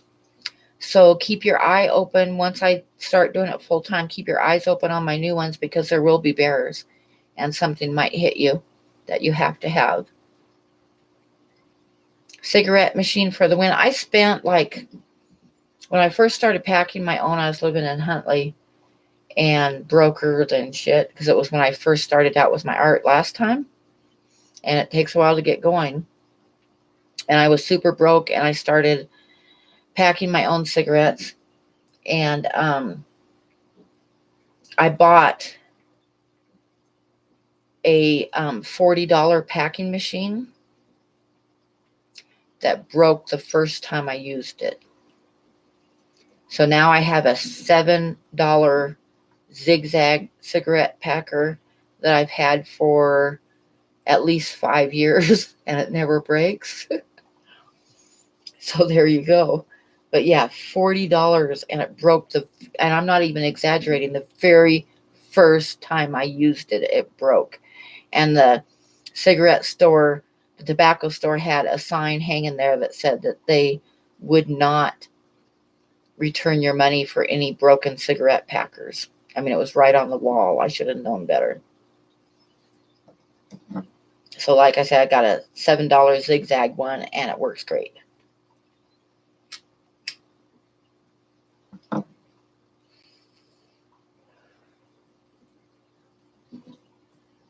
So lesson learned. Expensive is not always better.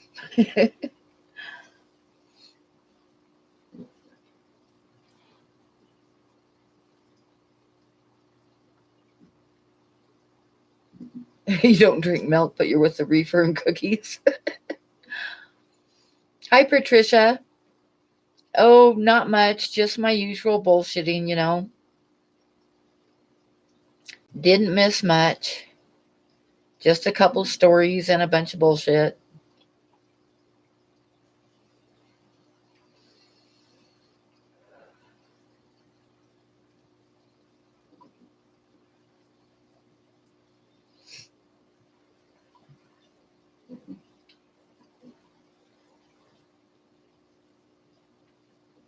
Well, evidently not. Oh, like I say, they had a sign on the wall saying they wouldn't replace any broken ones.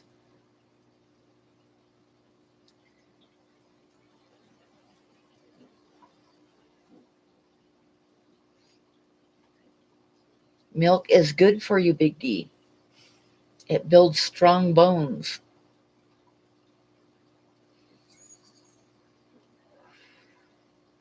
Oh, now we got... I'll show you guys what I look at all the time here. 2 cats and the Buddy on Buddy's bed. He shares his bed. He loves the cats. I mean, he's a big dog, but he would never hurt the cats because he really loves the cats. Yep, the fur babies.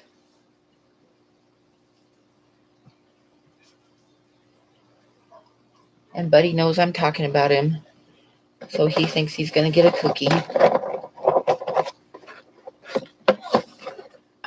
I don't know, Jesse. I'm thinking I'm going to rescue one. I would love to have another German Shepherd, but I can't afford to buy a purebred dog. But then Buddy was a rescue, so I might get lucky. I'm just going to start. I'm not going to be in a hurry. I'm just going to start checking around. And like every week or so, check the pound, see what they've got. But like I said, I'm going to take my time because I want a smart dog like Buddy. It's not the end of the world what kind of dog it is, but I want a smart dog that I can train.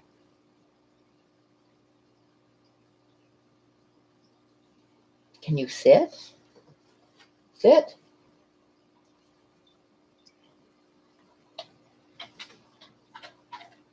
Your sister has a rescue German Shepherd too, yeah? Every once in a while you get lucky. Labs are good dogs too, yeah. Buddy is super, super smart though, and I want to try to find another dog like him. Yeah, border collies are very smart, but a border collie would probably get bored with my lifestyle. You know what's going to be kind of awesome is once I am back to doing my art full time, Buddy is going to be so happy for his, I don't know how many years he's got left with his hip starting to go now. But when I did my art full time, I never went anywhere without Buddy. And we would go on all kinds of wildlife searching adventures.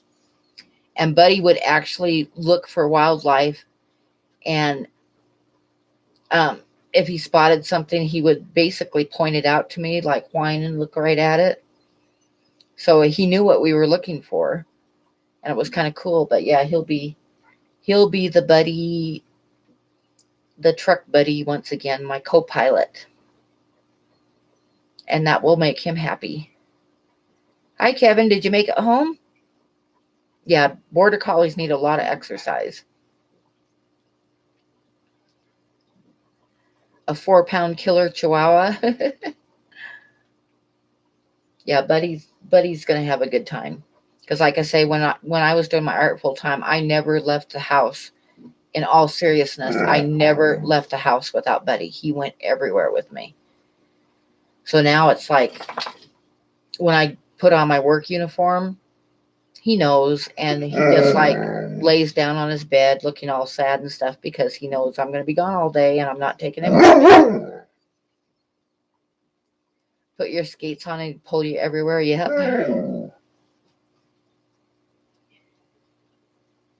You killed thousands of bunnies on the way home.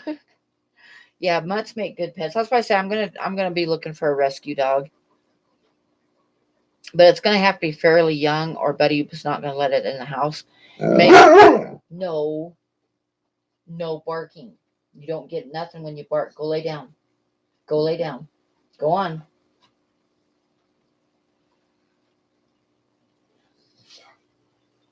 Now he's staring at me. He let out a big sigh as he laid down on his bed, like.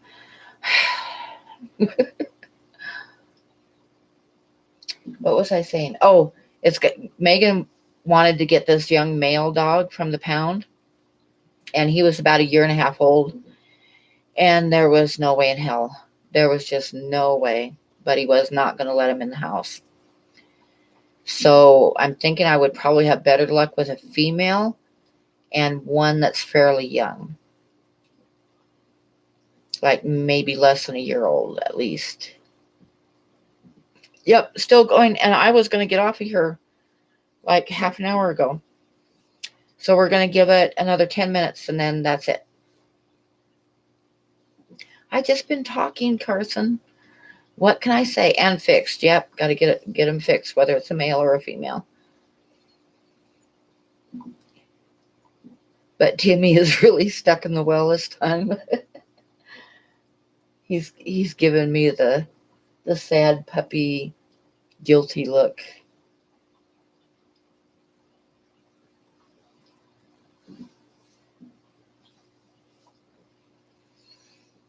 Poor Buddy. I'm so mean to him, make him go lay down. But yeah, so I'm going to start looking.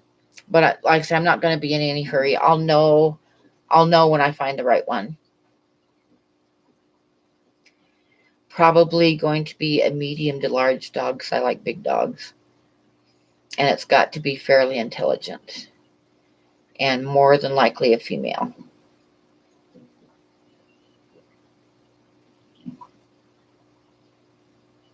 Oh, nice, Big D. Yeah, I think Buddy would be okay with a puppy, especially a female. But 1.5 year old male, there was no way. He just was not gonna. That was not gonna happen. Yeah, all that talk about working has him sad. Yep, I like bigger dogs. When I was working in Cheyenne, during the wintertime, I worked 2 to 11. My shift was 2 to 11, although a lot of times I didn't get off until like midnight. But in the wintertime, they'll close the pass. Hi, Kingley. So I got stuck in Cheyenne because the pass would be open during the day, and as soon as it got dark, they'd close it. So by the time I got off work, the pass was closed, and I had no way to get home. So there was a couple times when it would be like 3 or 4 days before I could get home. I'd have to stay in a hotel. So I always had a bag of extra work clothes and stuff packed in the back of the truck. But this one time I was gone for 4 days, and I finally was able to come home. And Buddy usually at night, he'll curl up at my feet on the bed, just like make a little ball kind of off the side of my feet. And when I was gone that 4 days, he jumped into bed with me that night, and he totally stretched out full length with his back pressed up against my side. It was like so sad because he was like not going to let me go anywhere.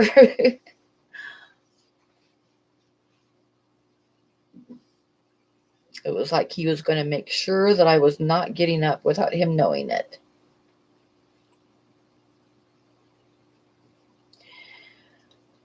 Well, it's good to see you, Kingley. And yeah, it's getting late. I'm going to be shutting it down here in a few minutes. Siri hates you today. Oh no.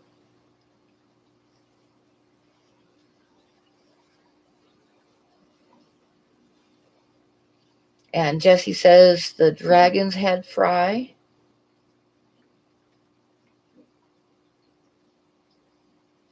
Australian Shepherds are kind of cool. I used to have an Australian Shepherd many, many years ago when my oldest daughter was real little. We had an Australian Shepherd.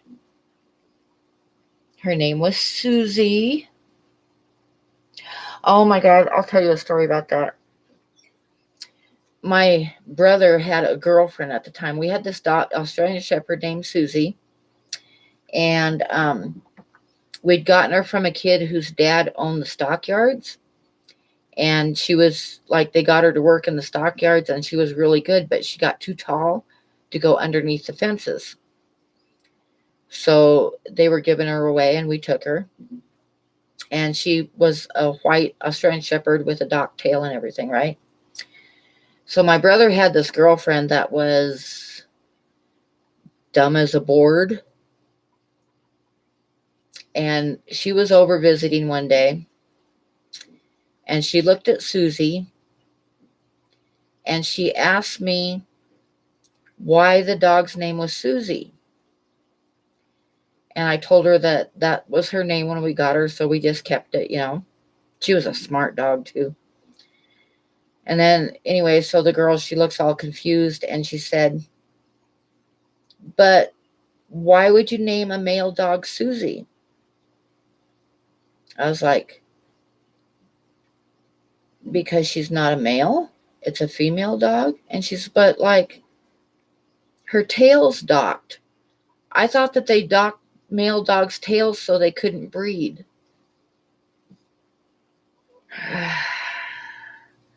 Yeah.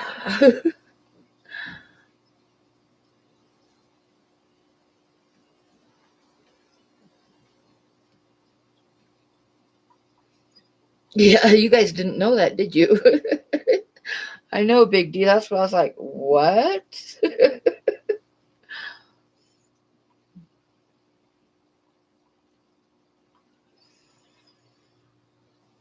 She must have been a lot of fun. I don't know.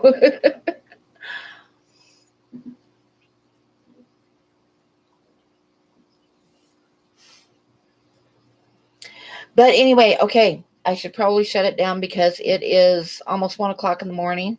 Candy's got to get to bed. She was special, yes. She was really pretty, but yeah, she was special. That's a new one for you. So we shall see you guys next week. If not before. Yeah, I know, Candy, it's late for you because you got to get up and do emails. So thank you, everybody.